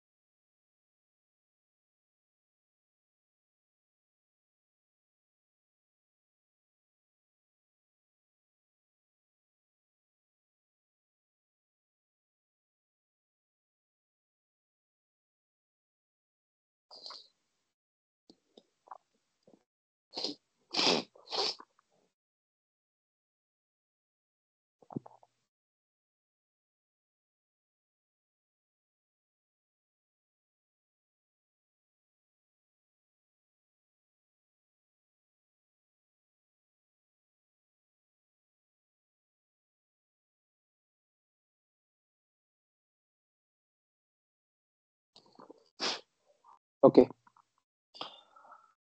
এরপর আসি আমরা এবার কিভাবে চিনবো। চিনার একটা ওয়ে আমি শিখাই দিছিলাম এর আগে, সেটা হচ্ছে সিগমা বন্ধন যতটা ততই হচ্ছে হাইব্রিডাইজেশন নাম্বার। এখন সেটার পরে আমরা একদম অফিসিয়াল একটা সূত্র দিয়ে জিনিসটা শিখিয়ে দেওয়ার চেষ্টা করব। খেয়াল করেন অফিসিয়াল সূত্র কিরকম, খেয়াল করেন। হাইব্রিডাইজেশন নাম্বারকে আমরা এইচ এন বলবো। এইচ এন বললে আবার হাজারি নাগ মনে করিয়েন না। এইচ এন মানে হচ্ছে হাইব্রিডাইজেশন নাম্বার। এখন এর পরে আমি এইচ এন যখন বলবো মনে রাখবেন যেটা হাইব্রিডাইজেশন নাম্বারকে আমি মিন করতেছি সংকরায়নে যখন বলবো। হাইব্রিডাইজেশন নাম্বার হচ্ছে ফর্মুলা, বক্স করে দিছি সুন্দর করে, half into V plus M minus C plus A. এবার ডান পাশে বক্সটা দেখেন কি লেখা আছে। ভি মানে হচ্ছে কেন্দ্রীয় পরমাণুর সর্বশেষ কক্ষপথে ইলেকট্রন সংখ্যা। সর্বশেষ কক্ষপথে কয়টা ইলেকট্রন সেটা হচ্ছে ভি। এম হচ্ছে কেন্দ্রীয় পরমাণুর সাথে যুক্ত একযোজী মৌলের সংখ্যা, মানে যেই যোজনে যেই যেই মৌলের যোজনে এক, সেরকম এক যোজনে বিশিষ্ট কয়টা মৌল আছে সেটা হচ্ছে এম। আর সি মানে ক্যাটায়নের চার্জ, এ মানে অ্যানায়নের চার্জ। এটা সহজ ভাষায় মনে রাখা যায়, ক্যাটায়ন অ্যানায়ন। গেল। এবার আসেন হাইব্রিডেশন নাম্বার 2 হলে, হাইব্রিডেশন নাম্বার 2 হলে সংকরায়ন হবে কি sp। হাইব্রিডেশন 3 হলে sp2, 4 হলে sp3, 5 হলে sp3d, 6 হলে sp3d2, 7 হলে sp3d3। গঠন কেমন হবে সেগুলো আমরা এখানে শর্টকাটে এঁকে দিয়ে রাখছি, একটু দেখেন। সরলরৈখিক হচ্ছে 2, সমতলীয় ত্রিভুজ আকার হচ্ছে 3, সুষম চতুস্তলে কি হবে 4। এগুলো কিন্তু এভাবে যুক্ত থাকবে আর কি, সেটা আমরা এখানে এঁকে দেখাই না। যাই হোক, আর sp5 যখন হবে তখন কি ত্রিকোণ আকার দ্বিপিরামিডীয়, 6 যখন হবে অক্টাহেড্রাল বা অষ্টতলকীয়, আর 7 যখন হবে পঞ্চকোণ আকার দ্বিপিরামিডীয়। বন্ধন কোণ কত, এটা হচ্ছে 180 ডিগ্রি, এটা হচ্ছে 120 এর 109.5, আর এটা কি 90, আর নিচে আছে কি 3 কোণ, তাহলে কি 360 কে 3 দিয়ে ভাগ করলে 120, আর এটা হচ্ছে কত সবই 90, উপরেও নিচেও সব 90। আর হচ্ছে যখন 7 হবে তখন উপরে হবে হচ্ছে 90, উপর নিচে 90, আর তলটাতে কত 5 ভাগে বিভক্ত করবো 360 কে 72 ডিগ্রি। দেখি এই জিনিসটা পেজটা একটু আপনারা রিভাইজ দেন 2-3 মিনিট, এরপরে আমরা প্র্যাকটিস করতে যাব।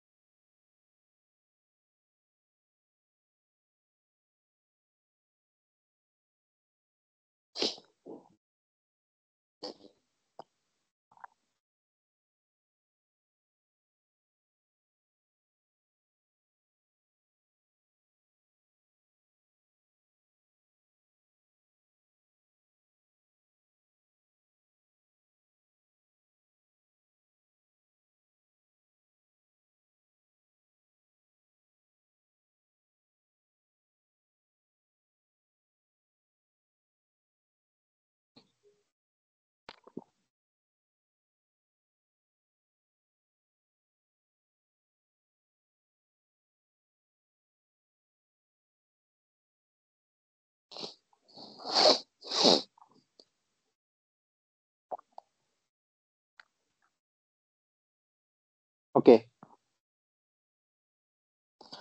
এবার আসেন প্র্যাকটিস করি আমরা। পুরাটাতে দরকার নাই, ঠিক আছে? আমরা একটা একটা নিই, বাম পাশ থেকে শুরু করি। মিথেন, জুম করে রাখি আমরা। মিথেন, মিথেনের কেন্দ্রীয় পরমাণুকে কার্বন। ফার্স্ট কাজ কি? কার্বনকে নিবেন, কার্বনের ইলেকট্রন বিন্যাস করবেন। নরমাল ইলেকট্রন বিন্যাস ক্লাস 9-10 যেটা করছেন 2 8 8 18 এরকম করে, ক্লাস 9-10 যেটা করছেন সেরকম করেই করবেন, কারণ এখানে আমরা অরবিটাল নিয়ে কাজ নাই। হাইব্রিডাইজেশন নাম্বার বের করার সময় অরবিটাল নিয়ে কোনো কাজ নাই, অরবিট নিয়ে কাজ, মানে কক্ষপথ নিয়ে কাজ, বরঞ্চ উপকক্ষপথ বা উপশক্তি স্তর নিয়ে আমার এখানে কাজ। 2 4 ইলেকট্রন বিন্যাস করলে 2 4 হয়, তাহলে সর্বশক্তি স্তর এর ইলেকট্রনের সংখ্যা কত? 4, তাহলে ভি হচ্ছে 4। এবার একযোজী মৌল কয়টা আছে? একযোজী মৌল এখানে আছে কিনা দেখি। হাইড্রোজেন আছে, তাহলে কয়টা একযোজী মৌল? 4টা একযোজী মৌল। 4 4 ক্যাটায়ন নাই, মানে এখানে কোনো চার্জ পজিটিভও নাই নেগেটিভও নাই, তাহলে 0। এটাও 0, এটাও 0। এবার সূত্রে বসাই, half into V plus M minus C plus A, তাহলে সি আর এ গুলো বাদ, তাহলে ভি প্লাস এম করলাম 4 4 ডিভাইড বাই 2 কত? 4, তাহলে এটা হচ্ছে sp3 নরমাল। নরমাল কেমনে বুঝবো? খেয়াল করেন, নরমাল নাকি এক্সেপশন কেমনে বুঝবো? যখন আপনি সংকরায়ন বের করবেন, সংকরায়ন বের করার পরে যদি দেখেন যে হ্যাঁ সিগমা বন্ধন যতটা থাকার কথা ততটাই আছে, 4 মানে 4টা সিগমা বন্ধন আছে, তাহলে নরমাল। যদি দেখেন যে না স্যার এখানে 4 আসছে কিন্তু এখানে যৌগ আছে হচ্ছে 2টা, তাহলে হচ্ছে কি? এটা হচ্ছে অ্যাবনর্মাল, মানে এক্সেপশন। এক্সেপশন কখন কি হবে সেগুলো আমরা পরে দেখবো, প্র্যাকটিস করি একটা একটা। এবার আসেন BCl3, বোরন, ইলেকট্রন বিন্যাস করলে 2 3 হয়, তাহলে এটা কত? এটা হচ্ছে ভি। এম কে, এম হচ্ছে এখানে ক্লোরিন কয়টা আছে? ক্লোরিন হচ্ছে একযোজীয় মৌল, তাহলে ক্লোরিন আছে 3টা, তাহলে VO3 MO3, তাহলে C0 AO0, তাহলে বসাইলাম। উফ, কোথায়? এই যে দেখেন বসাইলাম 3 3, বসাইলাম কত? 3 3 6, 6 কে 2 দিয়ে ভাগ করলে 3, তাহলে 3 মানে sp2 বলে দিবেন। দেখেন 4 মানে sp3 বলে দিবেন, 3 মানে sp2 বলে দিবেন, কিন্তু নরমাল গঠন নরমাল হবে নাকি অ্যাবনর্মাল হবে সেটা বুঝতে পারবেন যে এখান থেকে এই 3 আর এখানে 3 মিলছে কিনা, যদি দেখি মিলছে তাহলে হচ্ছে নরমাল, আমি নরমাল লিখে দিলাম। এরপরটা দেখেন SF6টা, এটা আপনারা দেখেন, আমি মুখে আর বলতেছি না, প্র্যাকটিস গুলো আপনারা দেখেন। এটা বুঝতে পারছেন কিনা দেখেন, 2 মিনিট দেখেন কি করছি আমি। আমার করার দরকার নেই, আপনারা হাতে কলমে করেন। SF6 করেন, তারপর হচ্ছে IF7 করেন, NH3 করেন, এগুলো করেন দেখি। এখানে এগুলো আপনাদের করতে হবে, দ্রুত বের করতে হবে পরীক্ষায়, MCQ তে আসবে যেগুলো। সিকিউ তেও আসবে, সিকিউ তে আসলে আপনি আগে এটা দেখাইতে হবে কোন সংখ্যার সেটা আগে বলে ফেলতে হবে, তারপর আস্তে ধীরে গঠনে যাবেন যে, তাই না? আগে তো আপনার বলে দিতে হবে যে কোন সংখ্যায়নে সংখ্যায়িত আছে, তাহলে এটা প্রথম পয়েন্টে এটা আপনার বের করে দেখা দিবেন। এরপরে আপনি ওর গঠনে যাবেন, অরবিটাল চিত্রে যাবেন, যা হবে হবে ওখানে যাবেন, প্রথমে অ্যান্সার বলে দিতে হবে।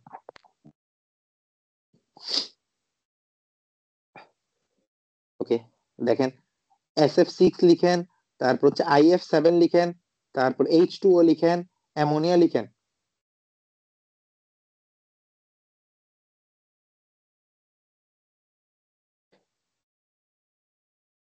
যেগুলো যেগুলো নাম বলছি এগুলো লিখেন, করেন।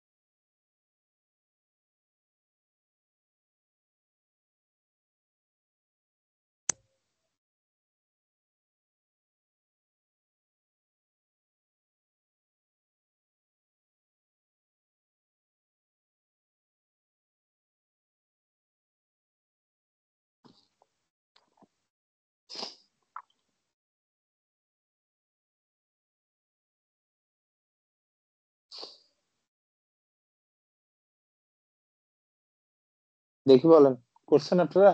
SF6 কি হয়? SF6 গঠন, সরি আমি একটু কথা বলি। নরমাল আর এক্সেপশনাল কথাটা কেন বলতেছি, গঠনের ক্ষেত্রে বলতেছি, সংকরায়নের মতো হয়ে যাবে। SF6 এর সংকরায়ন হচ্ছে, সংকরায়ন সংখ্যা হচ্ছে 6, তাহলে 6 মানে হচ্ছে sp3d2। এখানে 6 আছে, এখানেও 6টা সিগমা বন্ধন গঠিত। মাথায় রাখবেন যে কয়টা সিগমা বন্ধন আর কয়টা সংকরায়ন সংখ্যা, দুইটাই যদি মিলে যায় তাহলে হচ্ছে ওদের গঠন নরমাল, মানে আকৃতি নরমাল। নরমাল মানে কি? নরমাল মানে হচ্ছে এই যে চার্ট অনুযায়ী গঠন হবে। sp3 হইলে এটা, sp3d হইলে এটা, sp3d2 হইলে এটা, dsp3, সরি sp3d3 হইলে এটা, এরকম। কিন্তু যদি দেখেন যে কোনো ওয়েতে আপনি করলেন সংকরায়ন সংখ্যা আর হচ্ছে সিগমা বন্ধনের সংখ্যা সমান হয় নাই, তাহলে আপনার গঠন এই চার্টের মতো হবে না, গঠন ভেজাল আছে। সে ভেজাল গুলো আমরা পরে শিখাবো। এটা করছেন কিনা? IF7 এর গঠন আর সংকরায়ন সংখ্যা সবকিছু ঠিক আছে? চান্দিলা করছেন এগুলো?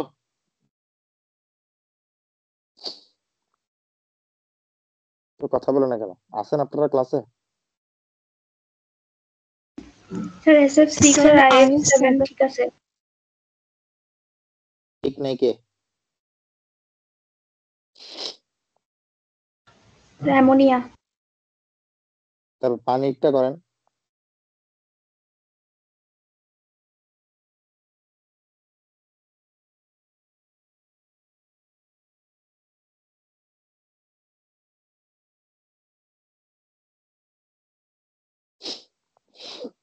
পানিরটাও করেন, অ্যামোনিয়ারটাও করেন।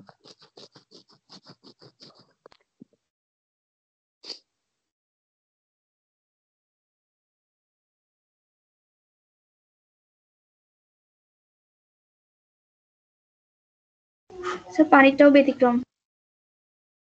অ্যামোনিয়ার সংকরায়ন কি সেটা বলেন।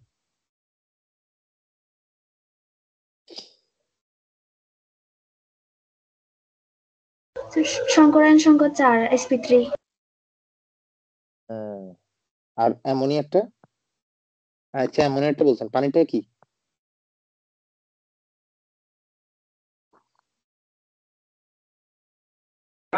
ওটার মতোই। এই যে এই পিডিএফটা দেখেন, এখানের মধ্যে দেখেন সবগুলো করা আছে। IF7 এরটা সবকিছু ঠিকঠাক আছে, মানে নরমাল মানে হচ্ছে আকৃতি বন্ধন কোণ সব পূর্বের স্লাইডের মতো হবে, কিন্তু এক্সেপশনাল হলে আকৃতি বন্ধন কোণ পূর্বের স্লাইডের মতো হবে না। এক্সেপশন দেখলাম আমরা, এক্সেপশন কেমনে বুঝছি? এক্সেপশন দেখেন, অ্যামোনিয়ার আসছে হচ্ছে 4, তাহলে এখানে 4টা হাইড্রোজেন থাকার কথা না, কিন্তু আছে 3টা, তার মানে এক্সেপশন আছে।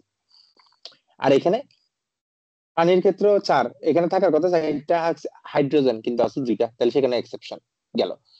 এরপর আমি একটা কথা লিখে রাখছি, এগুলো মনে রাখতে হবে, যেখানেই এক্সেপশন সেখানেই মুক্ত জোর।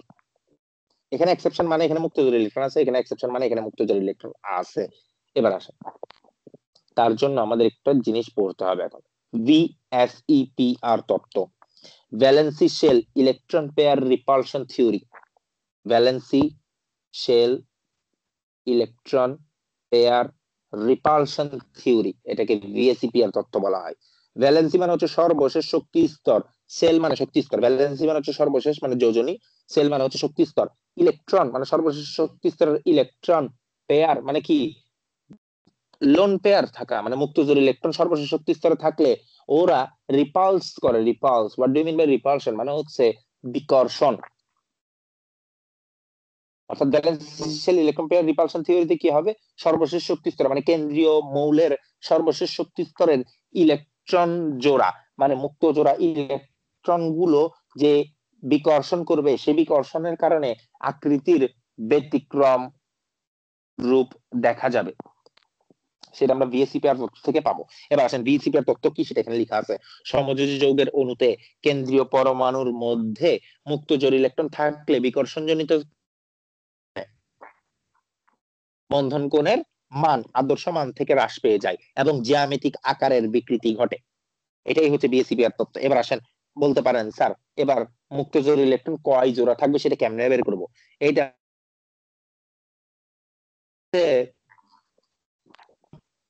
অ্যামোনিয়াটা দেখেন, অ্যামোনিয়ার হাইব্রিডাইজেশন নাম্বার হচ্ছে 4, অ্যামোনিয়ার হাইব্রিডাইজেশন নাম্বার হচ্ছে 4, কিন্তু সেখানে সিগমা বন্ড আছে কয়টা? 3টা। তাহলে 4 থেকে 3 বাদ দিবেন, থাকে 1, তাহলে এক জোড়া মুক্ত জোড়া ইলেকট্রন আছে। পানির ক্ষেত্রে দেখেন হাইব্রিডাইজেশন নাম্বার হচ্ছে 4, কিন্তু সিগমা বন্ধন আছে কয়টা? 2টা। তাহলে 4 থেকে 2 বাদ দিবেন, তাহলে কয় জোড়া আছে? 2 জোড়া মুক্ত জোড়া ইলেকট্রন আছে। সেটা এখানে লিখছি। মুক্ত জোড়া ইলেকট্রন সংখ্যা কেমনে বের করব? দেখেন কেমনে বের করতেছি।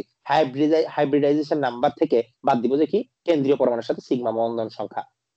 সে এক্সাম্পল দেখলাম, পানিরটাও দেখলাম, অ্যামোনিয়ারটাও দেখলাম, দেখেন এখানে লেখা আছে। এবার ইলেকট্রনের এই ঘটনা কেন ঘটে সেটা ব্যাখ্যা করতে গেলে এই ইলেকট্রনের বিকর্ষণের ক্রমটা একটু দেখতে হবে। ইলেকট্রনের বিকর্ষণ কোনটা সবচেয়ে বেশি হবে, কোনটা কম হবে? ইলেকট্রন বহুত রকম আছে, ইলেকট্রন পেয়ার কিন্তু বহুত রকম আছে। দুই রকম আমরা পেয়ার দেখতে পাবো, একটা হচ্ছে লোন পেয়ার, একটা হচ্ছে বন্ড পেয়ার। বন্ড পেয়ার মানে হচ্ছে যারা বন্ধনে অংশগ্রহণ করছে তারা বন্ড পেয়ার, আর লোন পেয়ার হচ্ছে যারা বন্ধনে অংশগ্রহণ করে নাই তারা লোন পেয়ার। তাহলে লোন পেয়ারকে এলপি, বন্ড পেয়ারকে বিপি দিয়ে প্রকাশ করলাম আমরা। মাথায় রাখবেন লোন পেয়ার আচ্ছা, দুই জোড়া মুক্ত জোড়ার মধ্যে দেখেন লোন পেয়ার আর বন্ড পেয়ারের মধ্যে কয় ধরনের কম্বিনেশন হতে পারে? 3 ধরনের না? Lone pair lone pair, lone pair bond pair, bond pair bond pair, হতে পারে না? বুঝতেছেন তো? লোন পেয়ার কে বিকর্ষণ করতে পারে, লোন পেয়ার বন্ড পেয়ার কে বিকর্ষণ করতে পারে, আবার বন্ড পেয়ার কে বিকর্ষণ করতে পারে। তো এই ক্ষেত্রে মাথায় রাখবেন লোন পেয়ার বিকর্ষণ সবচেয়ে বেশি, লোন পেয়ার কে সবচেয়ে বেশি বিকর্ষণ করবে। তারপর হচ্ছে লোন পেয়ার বন্ড পেয়ার কে বিকর্ষণ করবে, তারপর হচ্ছে বন্ড পেয়ার কে বিকর্ষণ করবে। তো এটা আমরা এখানে অ্যারো ইয়া দিয়ে গ্রেটার দেন সাইন দিয়ে দেখাইছি। তো এখানে দেখেন সবচেয়ে বেশি হচ্ছে লোন পেয়ার বিকর্ষণ, তারপর লোন পেয়ার বন্ড পেয়ার, তারপর বন্ড পেয়ার। তো এরকম যদি বলা হয় তাহলে দেখা যাবে কি লোন পেয়ারের উপস্থিতিতে বন্ধনের কি রূপ পরিবর্তন ঘটে সেটা দেখি। মাথায় রাখবেন প্রতি জোড়া লোন পেয়ার ইলেকট্রনের উপস্থিতিতে বন্ধন কোণ 2.5 ডিগ্রি করে কমতে থাকে, 2.5 ডিগ্রি করে কমতে থাকে। তাহলে এবার আসেন আমরা অ্যামোনিয়ার বন্ধন কোণটা দেখি বা গঠনটা কেমন হয় সেটা দেখি।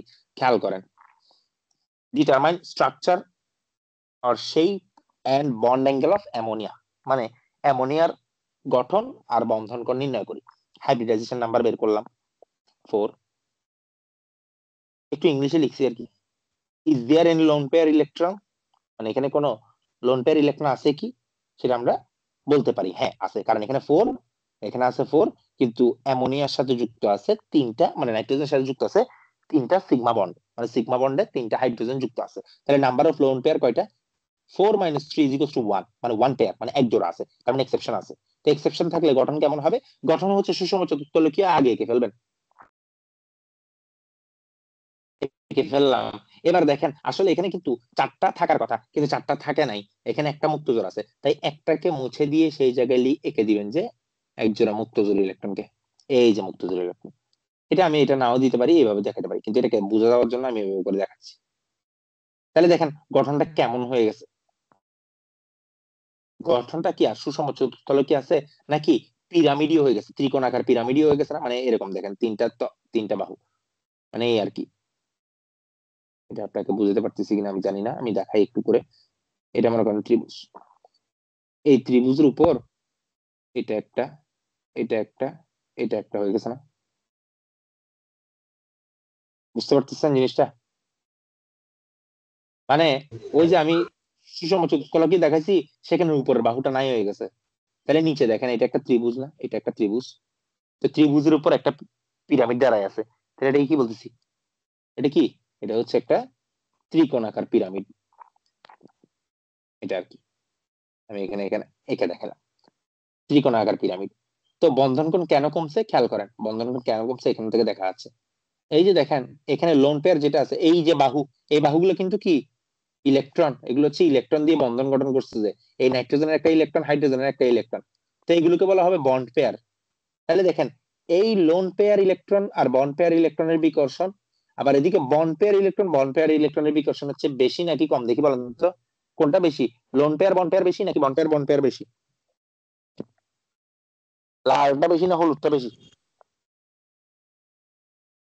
লালটা বেশি। দেখেন এবার লালটা যদি বেশি হয় তাহলে ওরা এতক্ষণ ছিল এই কোণগুলো 109.5 ডিগ্রি, তাহলে এখন লালটা একটু বেশি হওয়ার কারণে এটা একটু চেপে যাবে না, মানে ছাতার মতো, ছাতাকে যখন আপনি খোলা থাকবে সেখান থেকে যদি বন্ধ করার সময় টান দিলে দেখেন বন্ধন কোণ কমে যায় না, সেই ঘটনাই ঘটতেছে। এই বন্ধন কোণ কমে গেছে কত ডিগ্রি, 2.5 ডিগ্রি কমছে। তাহলে 109.5 থেকে যদি 2.5 ডিগ্রি বাদ দেন কত থাকে, 107 ডিগ্রি।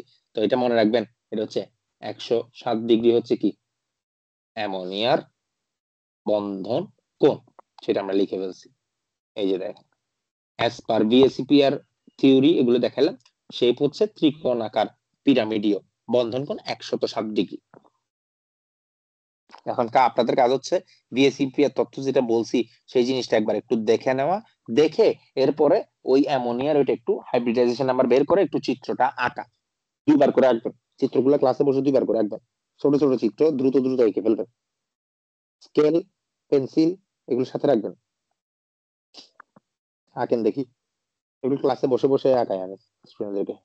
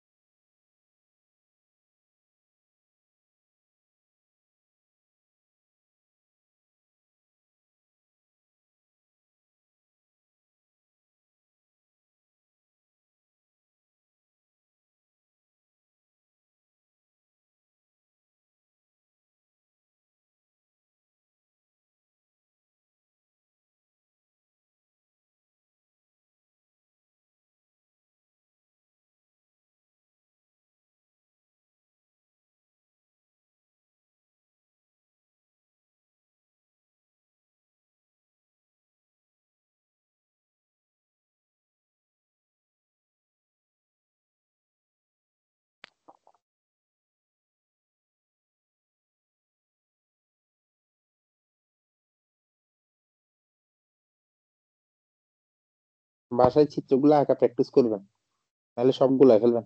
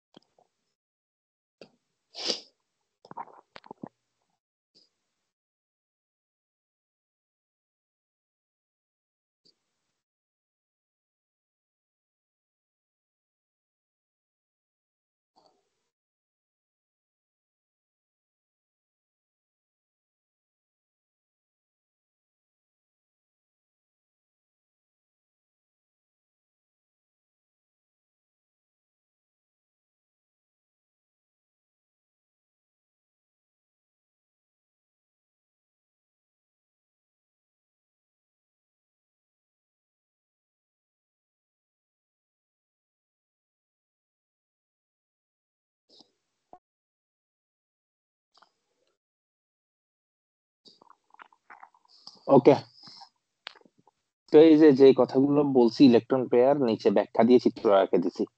মানে উপরের এটা যদি না বুঝেন নিচে চিত্রটা দেখে দেখেন, ইলেকট্রন বিন্যাস করে আমরা ওই যে লোন পেয়ার যে নাইট্রোজেনের রয়ে যায় সেটাও আমরা দেখাইছি নিচের, মানে ভাগ করে দিয়ে আমি নিচে যেটা লিখছি সেটা দেখেন, সেই অংশটা বেসিকও লেখা আছে, যা যা বলছি সবকিছু এখানে লেখা আছে, মানে পিডিএফটা এভাবে রেডি করা হয়েছে। ক্লাসে যদি মনোযোগ দেন, যা বলি সেগুলো যদি একটু পিডিএফ দেখেন সবকিছু বুঝতে পারবেন। দেখেন নিচের প্রশ্নটাকেও দেখেন, ইলেকট্রন বিন্যাস করে সব রেখে দিয়েছি, পরীক্ষায় আসলে শুধু লিখবেন যে চিত্র টিত্র এঁকে। নিচের প্রশ্নটা একটু রিডিং করেন, কোনো কিছু না বুঝে থাকলে জিজ্ঞেস করেন।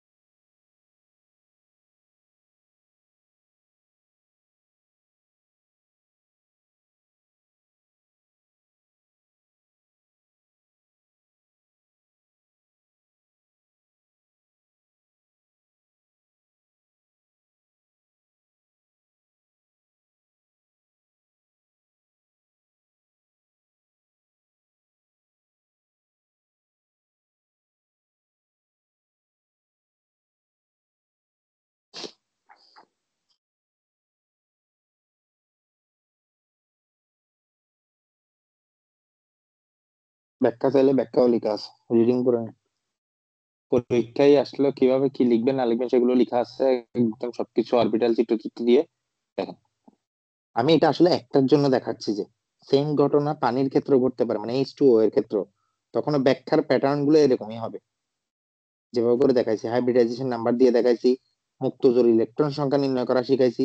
মানে স্যারকে মুখস্থ কোনো কিছু বলতে হবে না, আপনার সুন্দর করে বের করে দেখাতে পারবেন, ম্যাথমেটিক্যাল ওয়েতে দেখান কিংবা ইলেকট্রন বিন্যাস করে দেখান, যে চান সবকিছু দেখাতে পারবেন। দেখেন কথাগুলো এখানে লিখছি, আর তখন যা বলছি সেগুলো।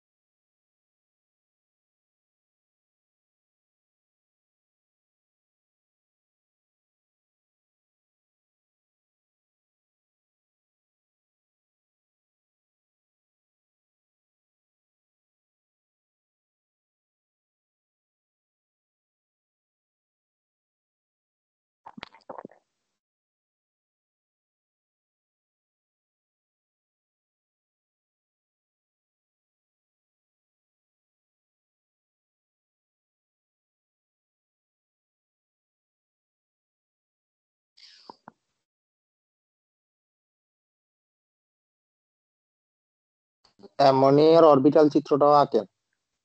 সেম সুষম চতুস্তলকীয়ের উপরের পোর্শনটা ছোট করে ওখানে ইলেকট্রন দিয়ে দিবেন, যেগুলো এসপি সম্বলিত থাকবে সেগুলো চিত্র, অরবিটাল চিত্র কিন্তু আঁকতে হবে।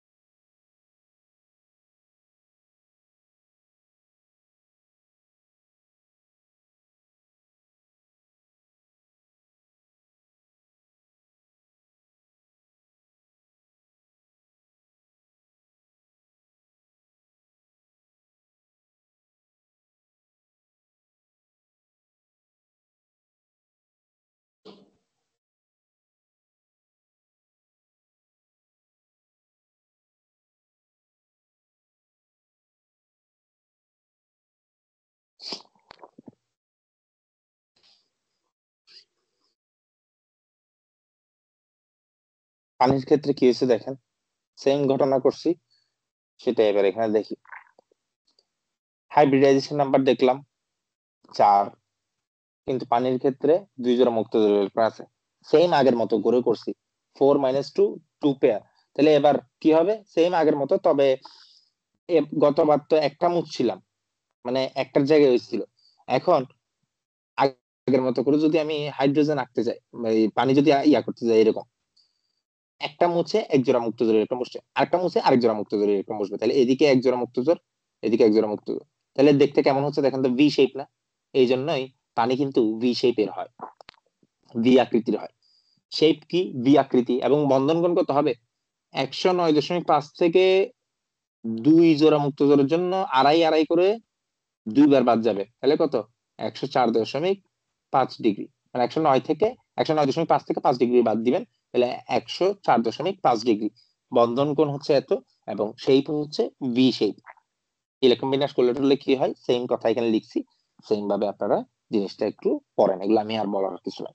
এখানে বন্ধন মানে বিকর্ষণ আরো বেশি হয় কেন?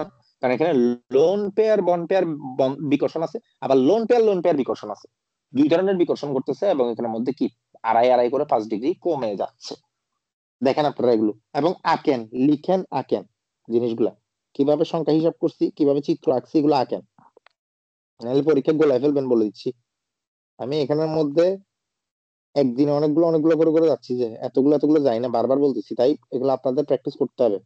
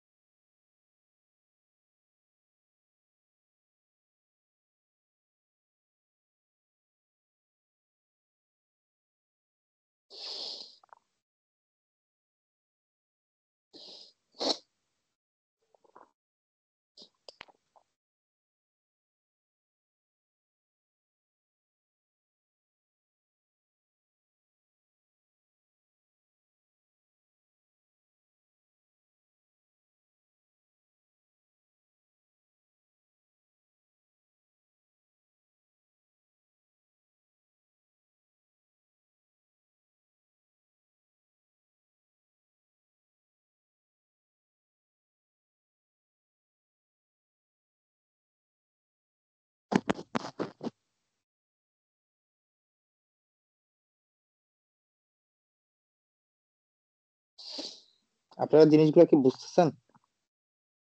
একটু রেসপন্স করেন।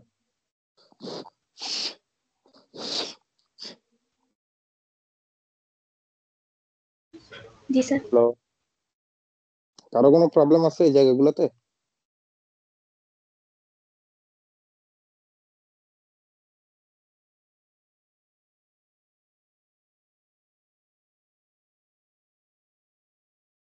আলহামদুলিল্লাহ,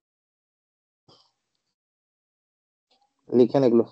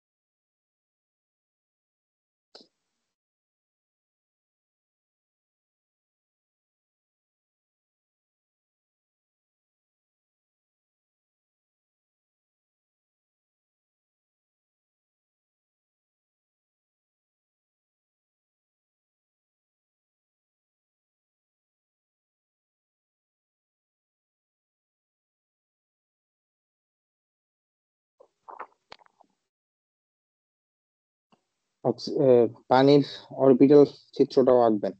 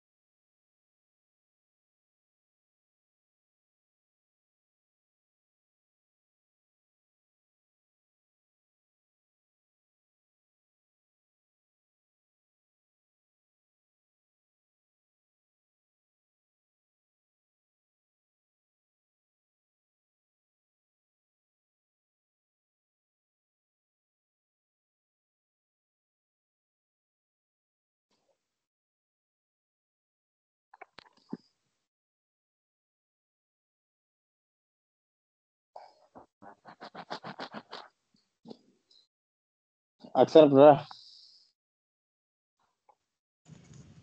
Yes, sir. ওকে, এরপরে এখানে কিছু জিনিসপত্র আছে। আচ্ছা আজকে এইটুকু পর্যন্তই পড়া দিই। বিএসিপি এর তত্ত্ব সংক্রান্ত আরো কিছু প্রশ্ন আছে, এটা আজকে পড়াবো না আজকে না পড়াই। এই চ্যাপ্টারে মানে এত আজকে এইটুক পর্যন্ত যেটুকু ক্লাস করাইছি, নিচের এই বিএসিপি এর তত্ত্বের লোন পে আর যে থিওরিটা, সেই থিওরিটা আপাতত আমি আজকে ক্লাসে শুরু করবো না, এটা নিয়ে এত ফাস্ট কথা বললে হবে না। যা পড়াইছি আরো কোনো কোশ্চেন আছে কিনা বলেন।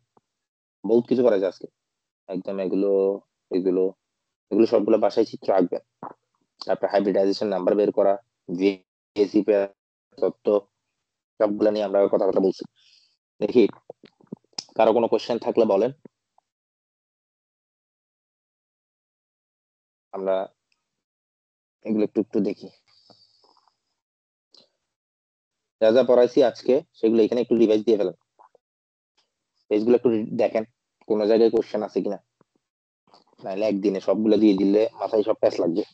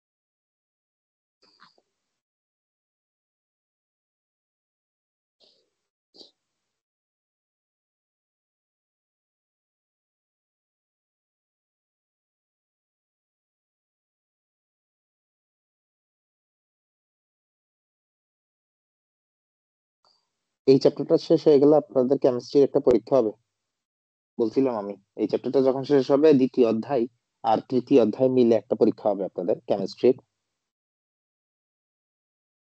টোটাল আর কি। তারপর ফিজিক্স এর আমরা আরো একটা চ্যাপ্টার শেষ করি, তারপর আমরা একসাথে 4-5টা অধ্যায় মিলে পরীক্ষা নিব। তাহলে প্রত্যেক মাসে হিসাব করলে দেখা যাবে হচ্ছে ছোট ছোট চ্যাপ্টার একটা একটা পড়ে এক চ্যাপ্টারের পরীক্ষার কোশ্চেন করলে কোশ্চেন এত সুন্দর হয় না।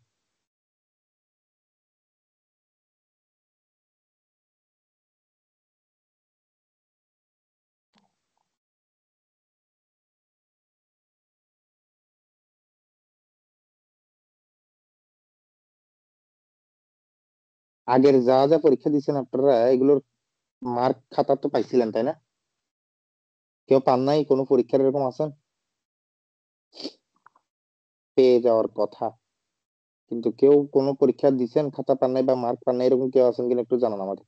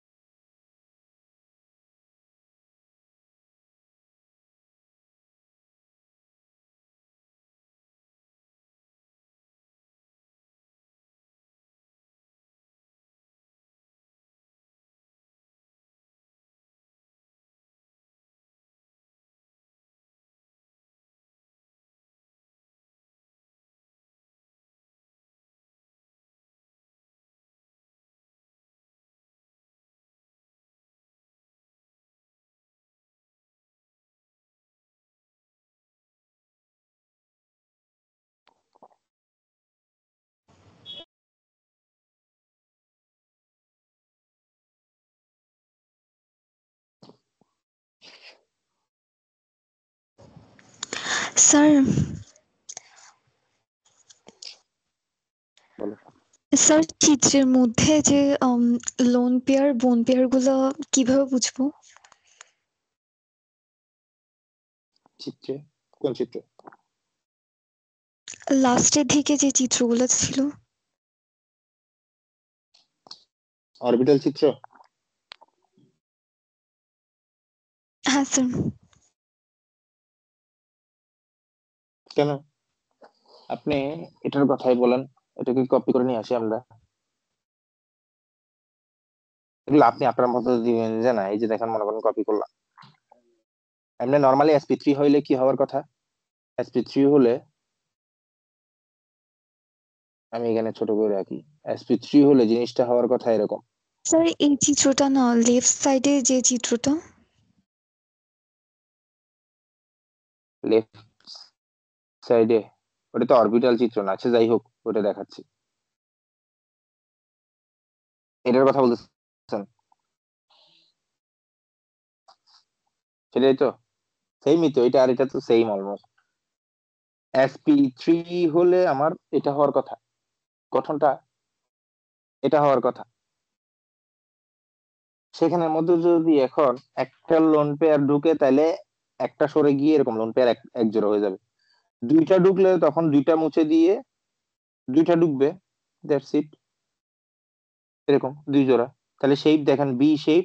আর এই লোন পেয়ার, এই লোন পেয়ার বিকর্ষণ হচ্ছে এটা, লোন পেয়ার বন পেয়ার বিকর্ষণ এটা, বন পেয়ার বিকর্ষণ এটা।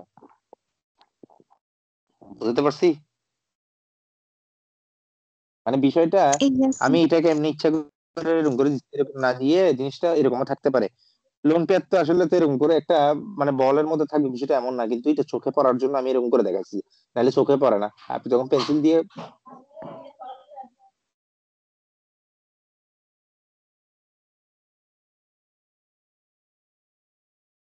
ঠিক আছে, যদি আমরা এটা পেন্সিল দিয়ে আঁকেন তখন চোখে পড়বে না, সেই জন্যই আমি এভাবে দেখাচ্ছি।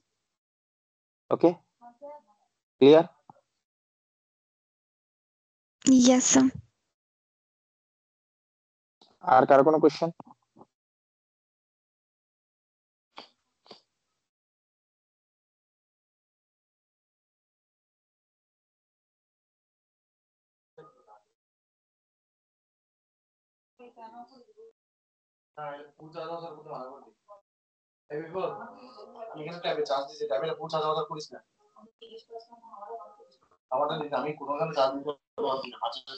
Okay.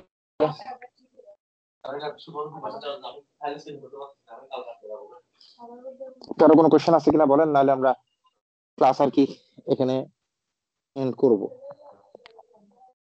এগুলো বাসায় ভালো করে পড়বেন একটু, যা পড়াইছি ক্লাসের পড়া বাসায় একটু প্র্যাকটিস করবেন, বইটা গেটে গেটে বই থেকে একটু যদি রিডিং রিডিং করার দরকার থাকে পড়বেন, কিন্তু বইয়ের কোনো ট্রিক্স ট্রিক্স থাকলে সেগুলো মেনটেন করতে যায় না, যদি আমারটা মেনটেন করে থাকে। আমারটা মেনটেন কোনো বই পড়ে কোনো কোনো গাইড, অন্য কোনো যদি বই হোক বা অন্য কোনো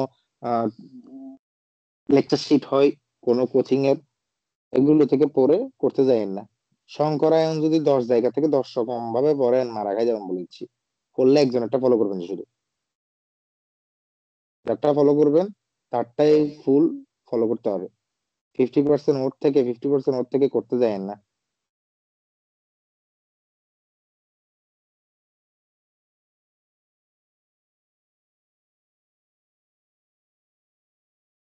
ওকে, তাহলে কারো কোনো কোশ্চেন না থাকলে আমরা ক্লাস এখানে এন্ড করি। Sir thank you.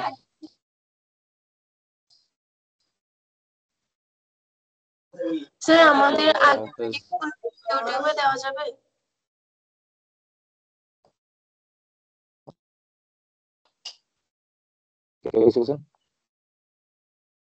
স্যার আমাদের আগের ভিডিওগুলো কি ইউটিউবে দেওয়া যাবে? কোনগুলো? মানে আমাদের আগে যে ক্লাসগুলো হয়েছিল ওগুলো কি ইউটিউবে আপলোড দেওয়া যাবে? কোন ক্লাস গুলো ছিল? দিছি না, ওগুলো দি নাই। শুরুর দিকের গুলো, একদম প্রথমে যেগুলো হয়েছে। একদম প্রথমে যেগুলো হয়েছে সেগুলো তো আসলে সব ঝাপসা ঝাপসা, এগুলো তো ডাউনলোড করতে ঝামেলা, মানে যেগুলো টেলিগ্রাম হয়েছিল এগুলোর কথা বলছেন? জি স্যার, ওগুলো দেখতে গেলে হচ্ছে সব ডাউনলোড হয়ে যাচ্ছে। এই তো, এখন আমি আপলোড দিতে গেলে এগুলো আমার ডাউনলোড দিতে হবে, এবং ডাউনলোড দিলে এগুলো অনেক স্লোলি হয়। একদম প্রথমে আমি টিমসে যখন থেকে শিফট করছি তখন থেকে ভিডিও গুলো হচ্ছে আমরা এখানে পাচ্ছি আর কি। আর না হলে বাকিগুলো ডাউনলোড হয়ে যাচ্ছে, ডাউনলোড করতে হচ্ছে, আর ডাউনলোড করলে এগুলো অনেক জায়গা নেই, অনেক সময় নেই, এই জন্য আমরা এটা দিতে পারতেছি না। তো করলে আপনারা টেলিগ্রাম থেকে এগুলো করতে হবে, কিছু করার নেই, বুঝতে পারছেন? এগুলো আমরা ইউটিউবে দিতে পারতেছি না, আর ইউটিউবে দিলেও দেখবেন যে ওখানে কোয়ালিটি ভালো হবে না। টেলিগ্রামে ঠিক থাকবে, ডাউনলোড করলে ওগুলা ঝাপসা হয়ে যাবে, আর ডাউনলোড করতে অনেক সময় লাগবে। তো আমরা তো অনেকগুলা ক্লাস ছিল, যদিও এখন আমরা হয়তো আপনাদের এখন চলতেছে 64 অথবা 65, ওখানের মধ্যে আমরা ভিডিও টেলিগ্রামে করাইছি হচ্ছে প্রায় 40টার মতো। তো 40টা ভিডিও আসলে করা সম্ভব না, ডাউনলোড করা সম্ভব না। এখন যেগুলো চলতেছে সেগুলো হচ্ছে আমরা আপলোড করতেছি, বাকিগুলো সম্ভব না আপলোড। ওকে, কষ্ট করে ওই ওখান থেকে দেখে নেবেন। Okay sir. ওকে, আচ্ছা, ঠিক আছে, থ্যাংক ইউ। আসসালামু আলাইকুম।